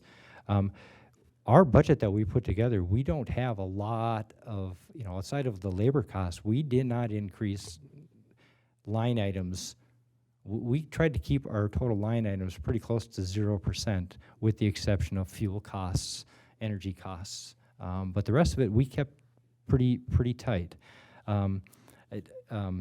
Here's a city, Sartell City Council approves a 17% levy increase. Their property values went up 17%, they're levying 17%. You know, included in that levy is an additional police officer. Hey, we did that, we're doing that. Additional part-time wages for the fire department marshal. Well, we added at least another position. Actually, I'm proposing that there's actually 2 more, so there's a total of 4 positions that have been being added to that. And the interesting part, because that's what I wanted to see when we did this increase, is they've got another $430,000 more for street maintenance. That's the concept that I'm trying to do. This is the timing, and if we look at our needs, that we really do need to invest in that infrastructure. And we don't know what 24 and 25 are going to look like. I think they're going to be worse. And so that's kind of where that concept is. Again, the final decision comes to the city council to approve. But if you were to approve that at that 8.48% as the maximum levy, bottom line is we're in line. We're in line with what other cities are doing around this area, what other cities are doing in Ramsey County itself. I think that we're not doing something totally radical, is I guess my point on to that. For time, we have prepared a couple of additional options to be considered, and probably never get this thing any bigger. One of which we had talked about is to, so the budget numbers that are shown in there, all the line item detail, are all shown as that you have accepted the LGA transfer between general fund and maintenance to reduce the levy.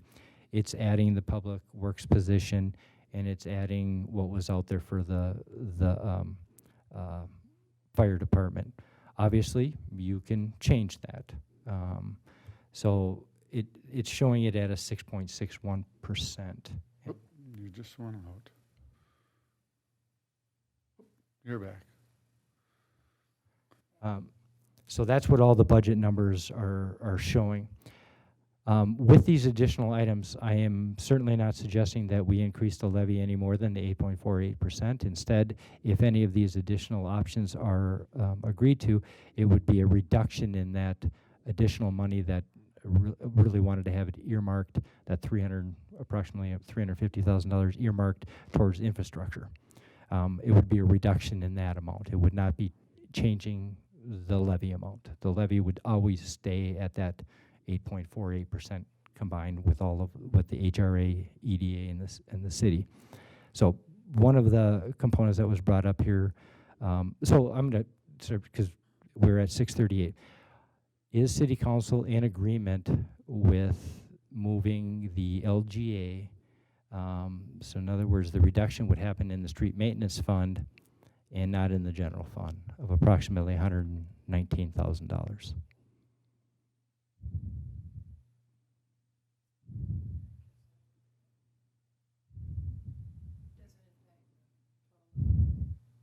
That actually will reduce our levy request, approximately 2%.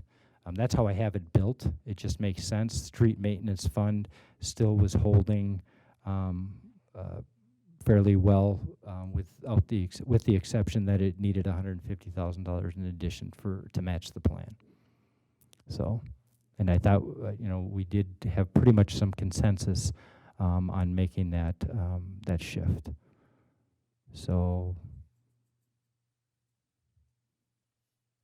yes, Candy, Councilmember Cole, Councilmember Wong. Is that assumption keeping us at the 8 point whatever percent, or would that assumption drop us below? If we don't make that assumption, it raises it. Perfect, thank you. Yeah. We were at 5.99 for the city portion.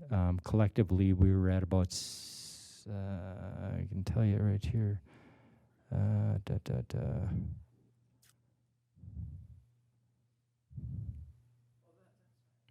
Last year, we were a total of about 6.2-ish. But again, we've gotten an additional $144,000 in fiscal disparities, which is, a little, it's maybe about 2.25% of the levy. So when you do that comparison, that's where we're pretty much where we were last year, even though we're at 8.48% total. There was a grouping of the fire department, and so I looked at them as all together, and that was adding a full-time fire inspector, reducing the part-time code compliance, and then reducing the initial duty shift. Later on, there's adding back that part-time code compliance, but the grouping of those three do we have consensus that that's what we want to do, add the position and reduce those other two at this point in time? And then we'll have discussion on adding back the part-time code compliance. Councilmember Thorson? Yeah, I'm fine with that. So long as it involves the reduction in that part-time and duty shift. And yeah. And Councilmember Peterson, in agreement? Councilmember Wong? Councilmember Cole? Mayor Furlong? Okay. And then the last one to get us up to where we're at is the addition of the public works maintenance worker. Good? Thorson, everybody's good? So where we're at right now, and then there's this general fund additional component. So those three changes that we were just talked about brings us to a 6.61% levy increase on the city side to it. Then there's this concept of having an additional amount, and basically what it would be is it would be budgeted in the general fund, but it would be a transfer to like street maintenance, because street maintenance has that need, especially with this new concept of doing on annual basis, of getting caught up on the streets. And again, we do have work to do there, and you heard Morgan talk about it last workshop, where we really do need to look at our street index. We need to have workshops where we set where we need to be in that street index, and we need to see that needle moving. But it's going to cost, or it's going to create a need for investing. And so that's kind of where that's at. So I'm going to hold that off right now, that additional component that's there. We had some additional options for you to consider. One being, it was brought up over and over again, is that part-time code compliance. Do we add that back? Currently, it's not in the budget numbers that I have shown in the budgets. Do we add that position back, and is there support to do so? Yes. Yes. No. I think we have a majority that says yes, bring it back in. Another item, so again, to me, that would be a reduction in that additional amount. So it would bring it from approximately 348,000 down to 307 of funds that would be for street maintenance. Police overtime. Historically, we currently budget police overtime, and it has been this way for a while, at $60,000 a year. Went back 10 years, looking at a 10-year history. 10-year history, it's about $100,000 on an average of what overtime has cost. I threw out last year because that was probably the highest. And the other 9 years would show an average of $90,000 in overtime. And so I'm putting an additional item for your consideration of increasing the police overtime from $60,000 to $90,000, which has a $30,000 impact. And if we have further questions, our police chief has put together a PowerPoint that kind of talks a little bit more about that. That was attached. He definitely could answer any questions that you may have regarding that overtime. But questions, thoughts? Fully staffed, although I heard we're down one. We are currently, but yeah, that's, adding that 30,000, that ask is, I mean, it would be the same if we had a full, no.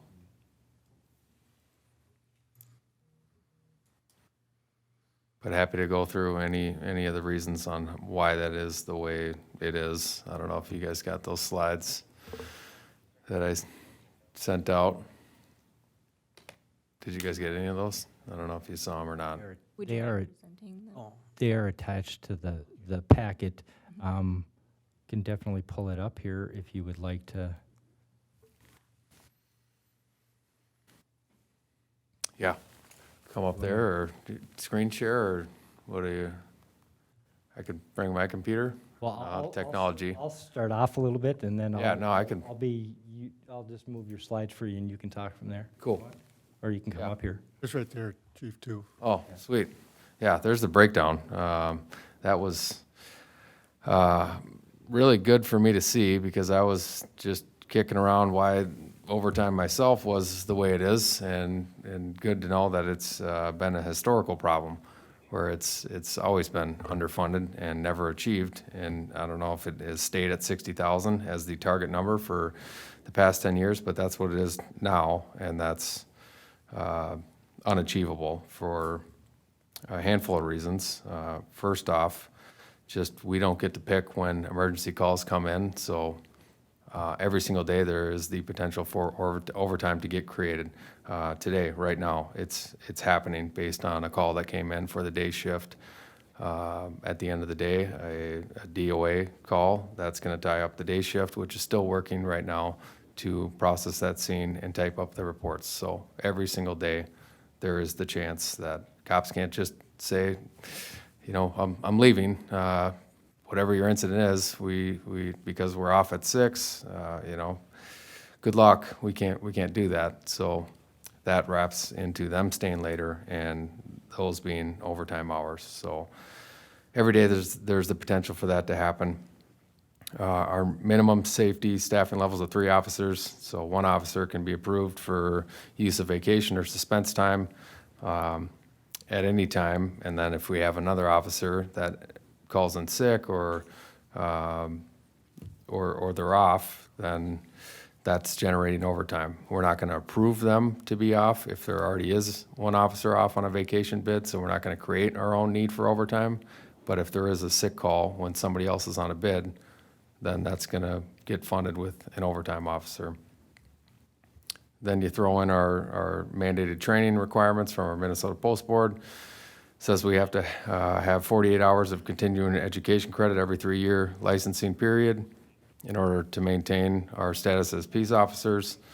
So that's use of force, crisis intervention, mental illness, crisis training, conflict management, mediation, recognizing and valuing community diversity and cultural differences to include implicit bias, ensuring safer interactions between peace officers and persons with autism, and then once every 5 years on emergency driving. So all of these things, in order to do them, it is very difficult to say, go to this training and also manage emergency calls for service. So you have to have officers coming in on their days off. When they're coming in on their days off, they are getting overtime. So it's just one of the things that you have to do in order to maintain our licensure as cops. Community events, I know we talked about how having 4 on a team, it has allowed us to go to some community events that we've created or we've been invited to when we're on shift, but ones that we are bigger ones like the Fishing with the Cop or National Night Out. Those take time, and we can't say we're going to cover it with an on-duty officer, because then if you get a call, then the community event is without its host, and that can't happen if it's an event that we're putting on. So all the things, it's tough. I love doing the community events, but they do incur and create overtime in order to do them. Our upcoming parade, we're going to have the entire team of officers on blocking streets. That's going to be an overtime expenditure. National Night Out is huge. We have every single officer out in the community, which is great for community building, but it costs money, because that's cops coming in on their days off when they're not scheduled. So, you know, to try to find that healthy balance of being able to do all these community events and all these engagement activities that I want us to do. It is the balance of, well, how do we do them and not create overtime? At the end of the day, they're going to create overtime if we want to keep doing them. Critical incidents, warrant executions, larger investigations, and some proactive police incidents, those also create overtime. When we had our homicide and fire last week, 2 weeks ago, that was costly to the city. That was a lot of officers working. Our investigator was on for 30 hours straight. I don't know how he was still standing at the end of it, but that was a long shift, and that was it cost money in order to process those scenes, and that was a lot of agencies involved, obviously, in that scene. But then if we want to, listen to the community on any of the issues going on, and we want to do proactive investigations on those are difficult to do on shift. So that also leads to overtime.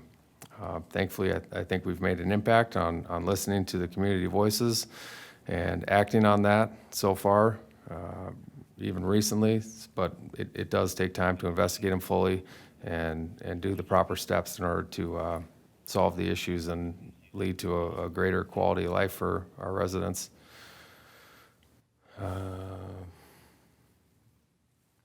Then injuries, we have one right now. Holes in the schedule created by injuries or illnesses, those create overtime. And you can't, you have no idea when they're coming, but if we're short due to illness or injury, when we're already short on a vacation bid or wherever the hole is, that's going to open it up. Because if we're saying that the minimum, and I am absolutely saying our minimum needs to be 3, if we drop below that, we have to authorize and fund overtime to put in that request for another officer to work it.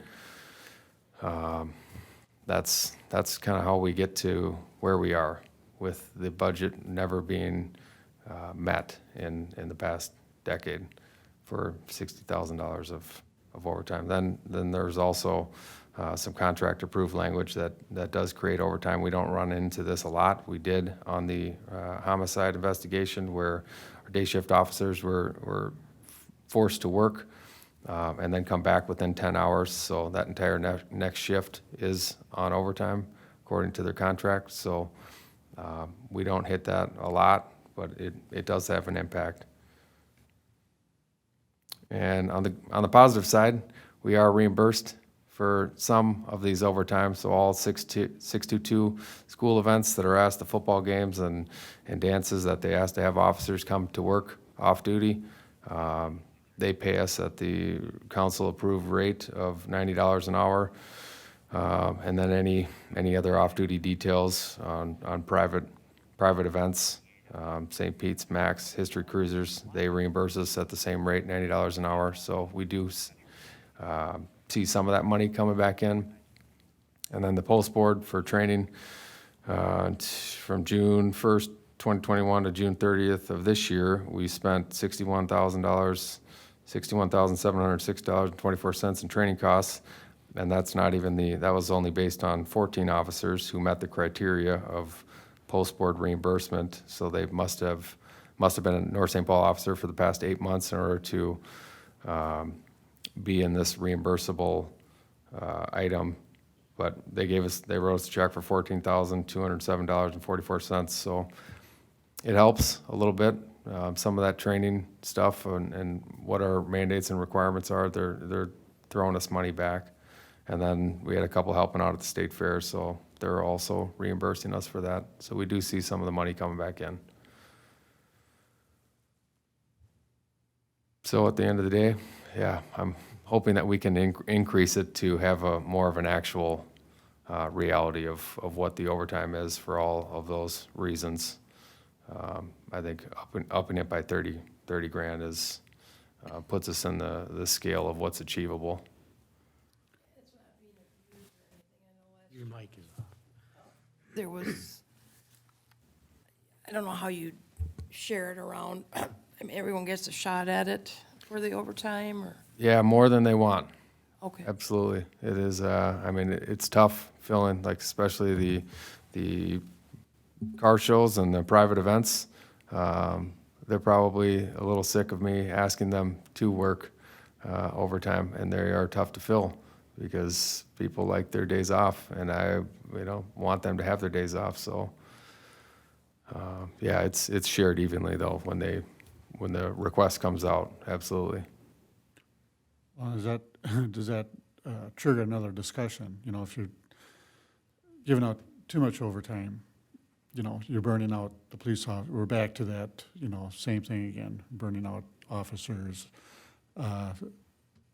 Because I think that is a quality of life thing if they're not having to do all that overtime.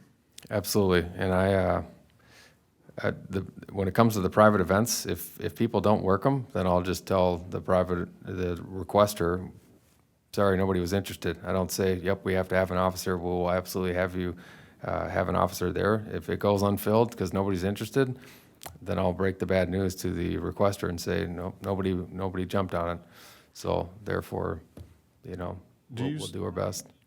Police reserves, do we have, is Um, it used I to mean, eliminate some of this, overtime? no, definitely not. You need a licensed peace officer when it comes to any of these special events, especially, or working. I mean, they will absolutely help. We're currently, I just interviewed one potential reserve last week, so we only have 2 currently, and we're looking to expand the reserve program, but when it comes to responsibilities of licensed peace officer, they're not able to fulfill all of those responsibilities, but they can help in parades and other areas, but not overtime funded police requested events with full arresting powers that police officers have.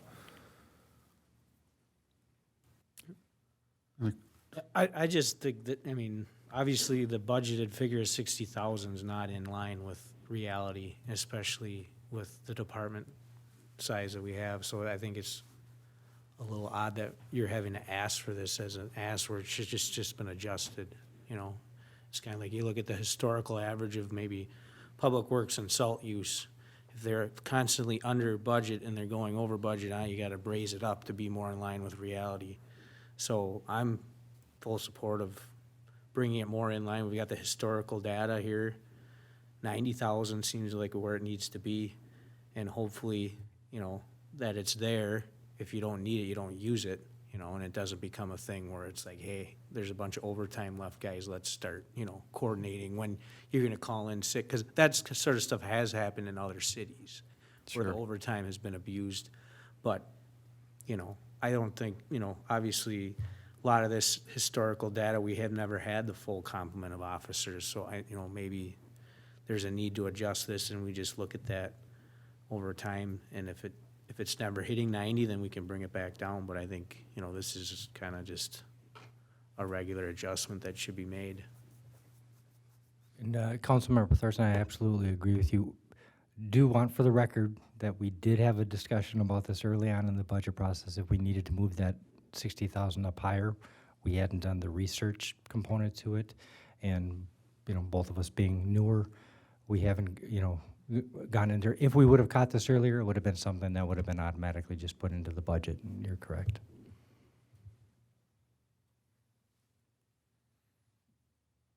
So if there's no other questions for the police chief on the overtime, support on the overtime, I'm sorry, Councilmember Wong. Thank you. I was wondering about the reimbursements from some of the partners in the private events. Are the rates that are set, I mean, what kind of percentage, what is like the return? Is it significant? Are these rates too low? Can they be adjusted kind of thing? I think that was an item, so it was a lot lower, and then I don't remember how many months ago we had brought that to the council for review and approval of $90. We had discussed that's pretty on par at that rate when it comes to covering the cost of any officer on an overtime rate, and then our minor equipment and gas to get to the event, and $90 is pretty good. We did do an analysis on that before we proposed the $90, so we did look at overtime, fringe benefits, and all the costs associated. I think we're at the 7 o'clock mark, and I'm assuming that Councilmember Cole, you, How much more time you need? Oh, I have no idea. We hope, so let's, on the police overtime, support on changing the police overtime, I think we've got consensus onto that. I am, but there's an expectation that's held to it and not to exceed. I don't know the dollar amount that we've added to staffing. And it was my understanding that when we added 2 community service officers along with another 1 or 2 full-timers, now that we have a full complement of officers, that we would see a reduction in overtime. I'm not seeing that reduction in overtime, and I know, Phil, there's a whole ton of things that are out of your control. But there just comes a point where if it's 90, it's 90, but we gotta hold to it. And I This can't, is the only point I wanna make. I agree with you, and I wish I could promise that it's gonna stay there. I can't. I mean, there's a lot of uncontrollable things, like everything I just went over when it comes to calls for service and major scenes. If we have 20 homicides in our city, hopefully that never happens. Hopefully another one never happens. But I mean, our overtime budget's gonna be impacted, and it's gonna be higher than 90 because we have a lot of cops working long shifts. So I will do everything that I can to try to stick to that, but at the end of the day, it's an unpredictable profession, and we're going to keep doing our job to answer the call. And that I recognize, but I look at continued training for officers, why that has to be paid overtime, and that can't be scheduled in with your full complement of officers for Sure. the officers to be able to cover those. So there's levers that are in your control, and there's levers that are out of your control. So I just ask to be mindful of the overtime where you can be. Sure, absolutely.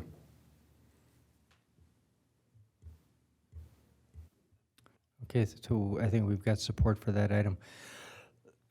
There's another item that's proposed on an ad, and that is to, and again, in the police department, a drone operational costs. If we were to add a drone, is it just one drone?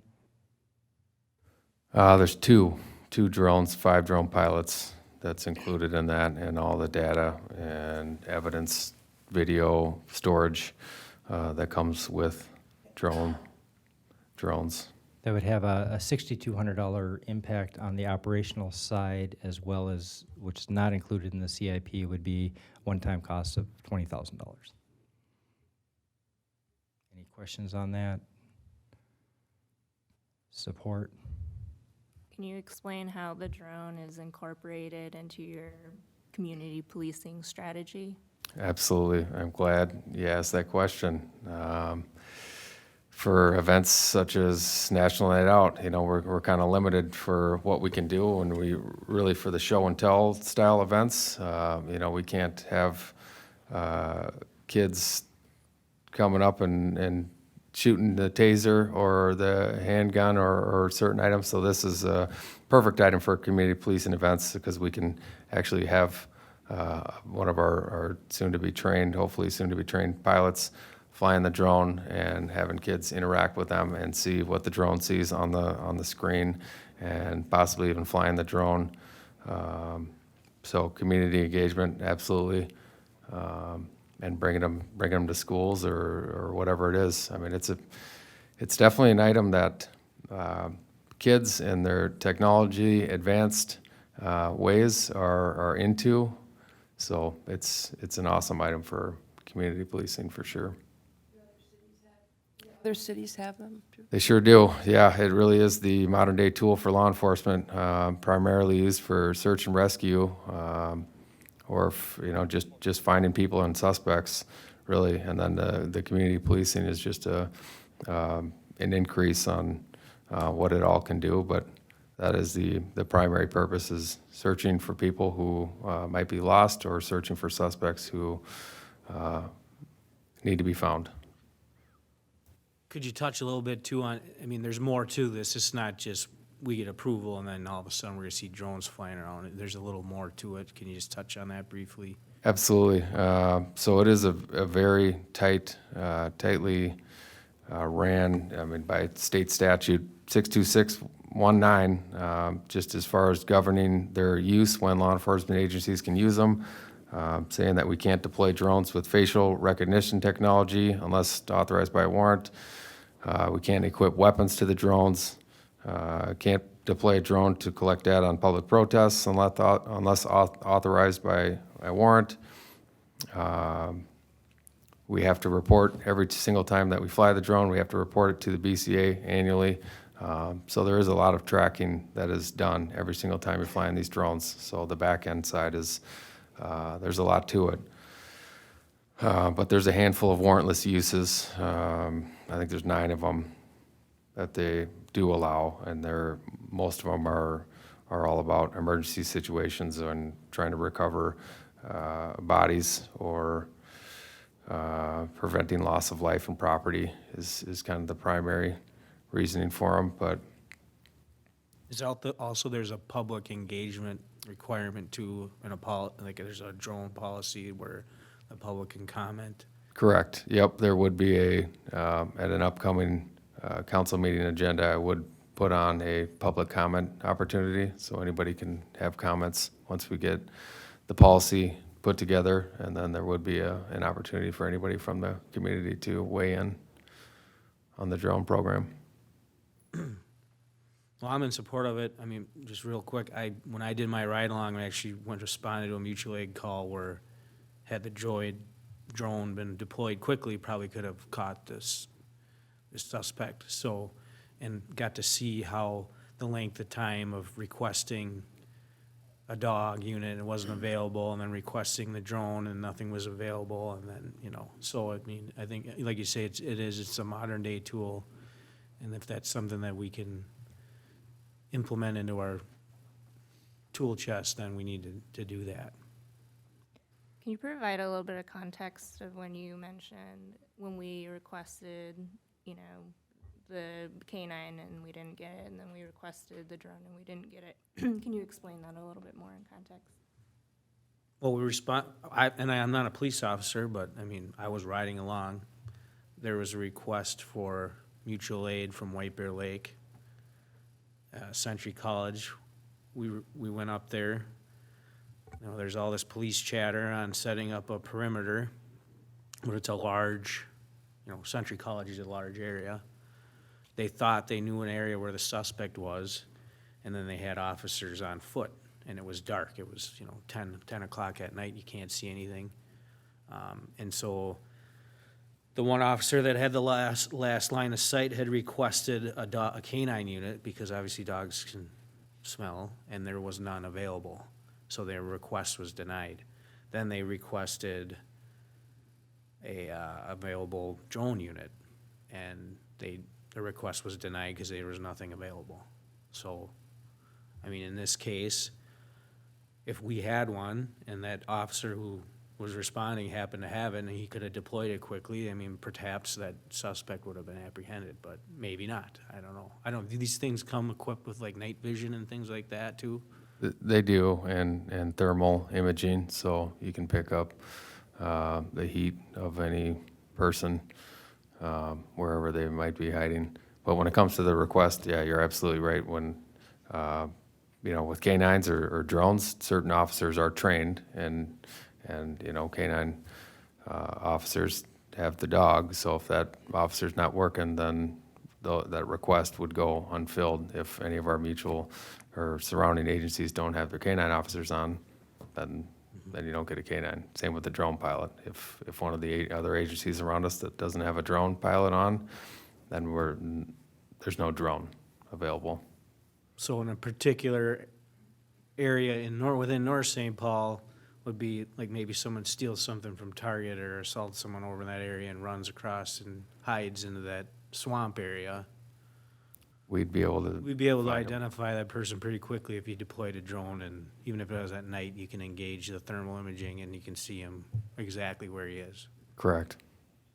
Whereas now you're limited to just Setting a perimeter. dredging through the swamp and try to find this guy, Correct. gal, whoever.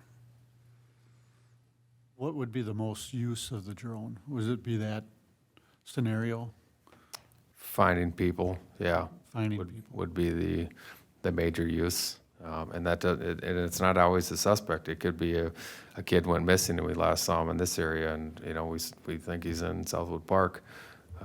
It's just a much more efficient way than the old, let's all form a line and walk together and try to find somebody that we think is over here.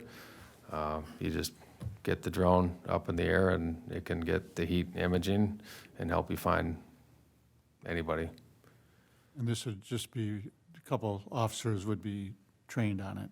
Yeah, I got Not the our, whole- Not the whole force, so no. that drone would have to be requested, and that person could be off duty or, Yeah, I went pretty large on the amount of pilots that I would hope to have trained. I don't know, I hope that there's interest, but I want to try to get 5 on board. So the goal would be 1 from each team, and then likely our investigator would be trained to fly them. So then ideally we'd have somebody on at all times that can fly it. How many of our neighboring cities like Maplewood, Oakdale, have, White Bear Lake have these drones?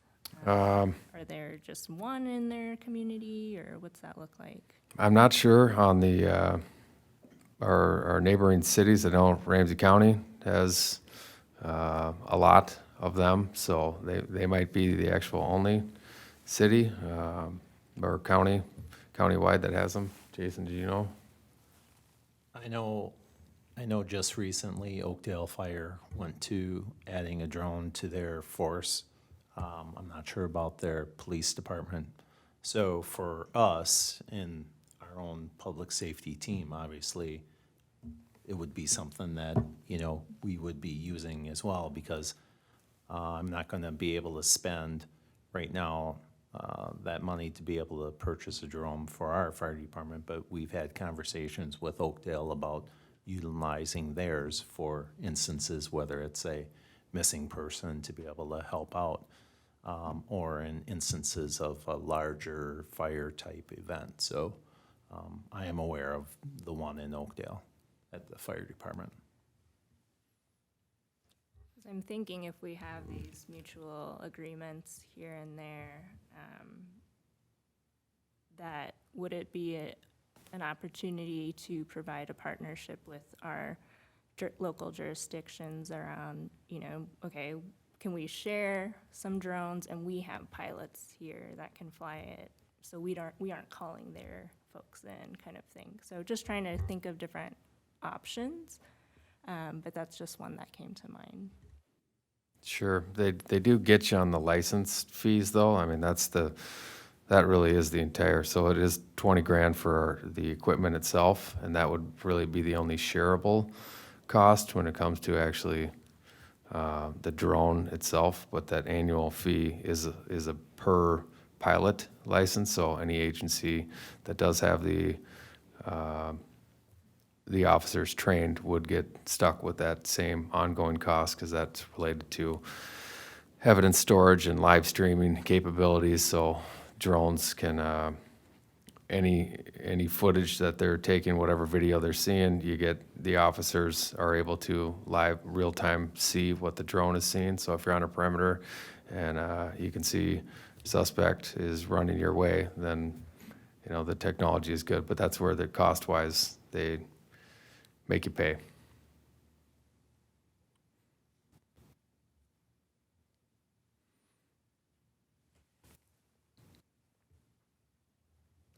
If there's no other questions for Police Chief on drone, do we have support of that? Councilmember Thorson, yes? I do have a question. Oh, I'm sorry. So can you use it for patrol at night? A drone? Yeah, they have night vision. Yeah, you can see at night. I What's- mean, responding No, just responding to calls, or for patrol, for a drone to be able to go up and down streets and be able to pick up maybe heat that are looking in cars or what have you? you would need a much more expensive drone in order to get a bigger, like if you were saying, like, I want to see the entire city, then you're talking a $60,000 to $100,000 drone. These ones are better at smaller areas and actually searching for,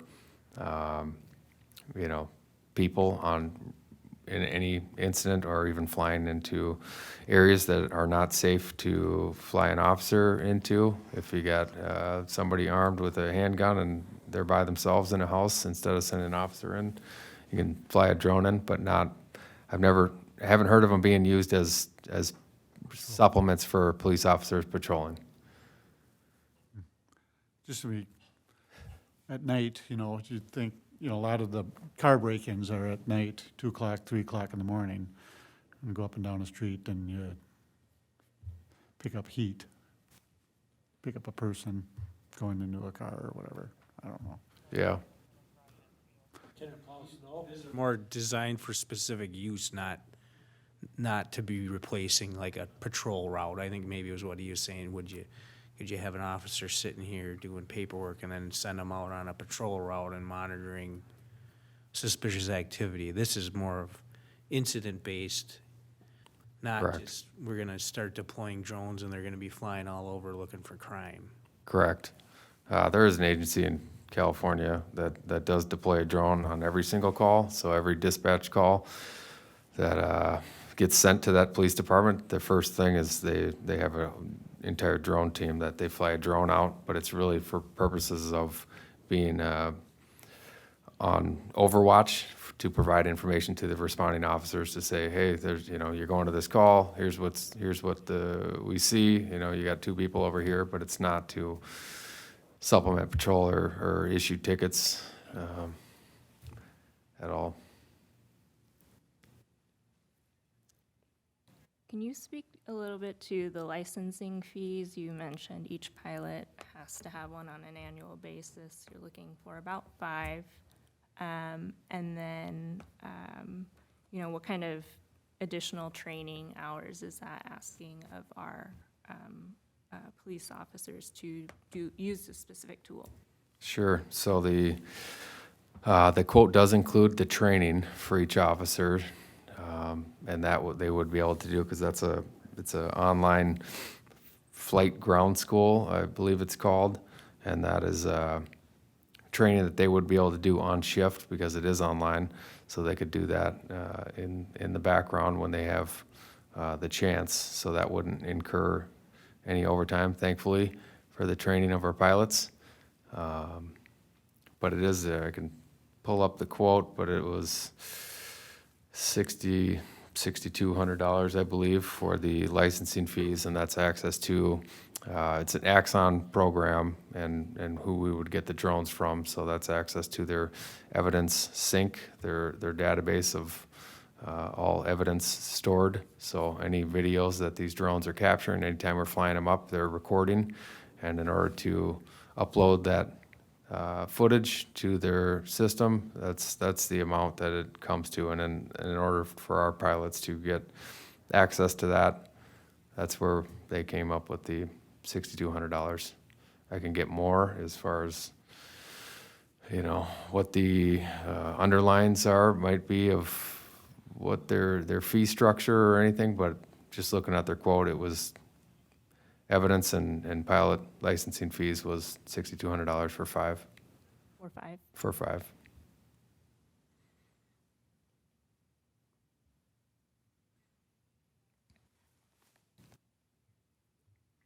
Any other questions? Okay, support for this item? Councilmember Thorson, Councilmember Peterson? Yes. Mayor, Councilmember Wong, No. Councilor Cole? Yes. No? Not at this time. Okay. And then the last add item on there on the staffing options, we always had a note on the bottom that in 2024, that there would be additional staffing requests, one being a police department, police investigator, and the other one being an accountant for the finance department. In discussions with the city manager asked me to push up the accountant's position into the 2023 budget. And so that's being presented there. The total cost of an accountant is, with fringe benefits, is approximately $130,000. I think it's split 75% general fund, 25% is enterprise funds. And there would also be a reduction in the budget right now as a part-time accountant at $25,000 annually. So it would have a impact of $72,000 to the general fund.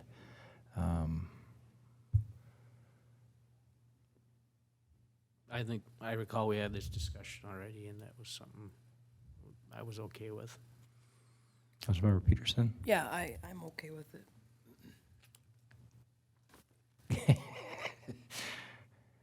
I'm moving on from the mayor at this moment. Councilmember Wong? Yes. Councilmember Cole.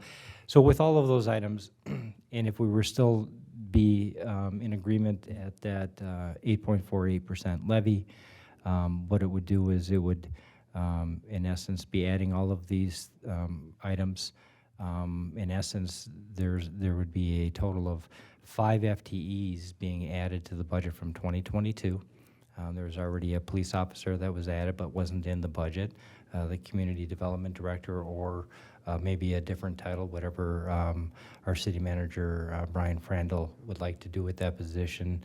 It would be the fire code inspector, it would be the building maintenance, it would be an accountant, all of that, and it would have an impact of 8.48%. In addition, there would be $198,000, almost $200,000 that we could move into the street maintenance fund, which I have identified that there is $150,000 absolute need in the maintenance component, street maintenance component to it. So that would be my recommendation. But again, the final decision is up to you. But that really is really hitting on the two main items and themes that came out of this 2023 budget discussion, and making sure that we had adequate staff, making sure that we were looking at staff across the city, not just in one department, but to make sure that we were doing a good job in our staffing and making sure that we had redundancies and being able to provide better service to the city. In addition to that, the other item was infrastructure, and I think we've done, I'm actually very impressed with what Morgan and Ron and Randy did on the street maintenance as far as the capital improvement plan, and for the most part, we're able to fund that at this point in time. We will end up having some future discussions on like the park plan and so forth, but I think we've come a long way with this budget. I think we're taking advantage of what we set out last year by moving some of our debt, which ended up resulting in $144,000 more in fiscal disparities dollars. We're lessening the impact if we don't levy this year of what the impact of that fiscal disparities will have on our residents no matter what, because we'll end up losing money in the fiscal disparities distribution part to it. And again, even though if on the 20th we want to go with this, we still have time that we can end up reducing if that's the desire to do that. I still think we have some more discussions on some of the fund balances. I think we need to still have discussions on the enterprise funds, obviously, and the rates and what some of those impacts, and relook at the financial plan and so forth. So we still have a lot of work overall for the 2023 budget, but I'm hearing that we're satisfied with this at the 8.48 and I'll just go one, are we okay with the 8.48 to be our maximum levy in the combination between the city EDA and the HRA? And again, that's our maximum. I'll draw up the documents and have those prepared for September 20th. And then after that, we'll start moving down the road on the rest of the budgets. Good. Thank you. You're welcome, and I thank you all. Once again, this is always a pleasure to work with each and every one of you. I learn so much each and every time that I get to present and be a part of that. And then I wouldn't be, it would be without, if I didn't thank the Thank you, Chief. my- Ron. the gentlemen that are behind Thank me you. and the help that they give. And then I want to give special thanks to our city manager, Brian Frandl. We've had numerous discussions on the budget already, and he's been a breath of fresh air and nice to have somebody that I can vet things out with before I just throw them out. So I thank him very much. All right. That's it. Anything else? Nothing? Okay. Motion to adjourn. Moved by Councilmember Peterson, Second. second by Councilmember Wong. Any discussion?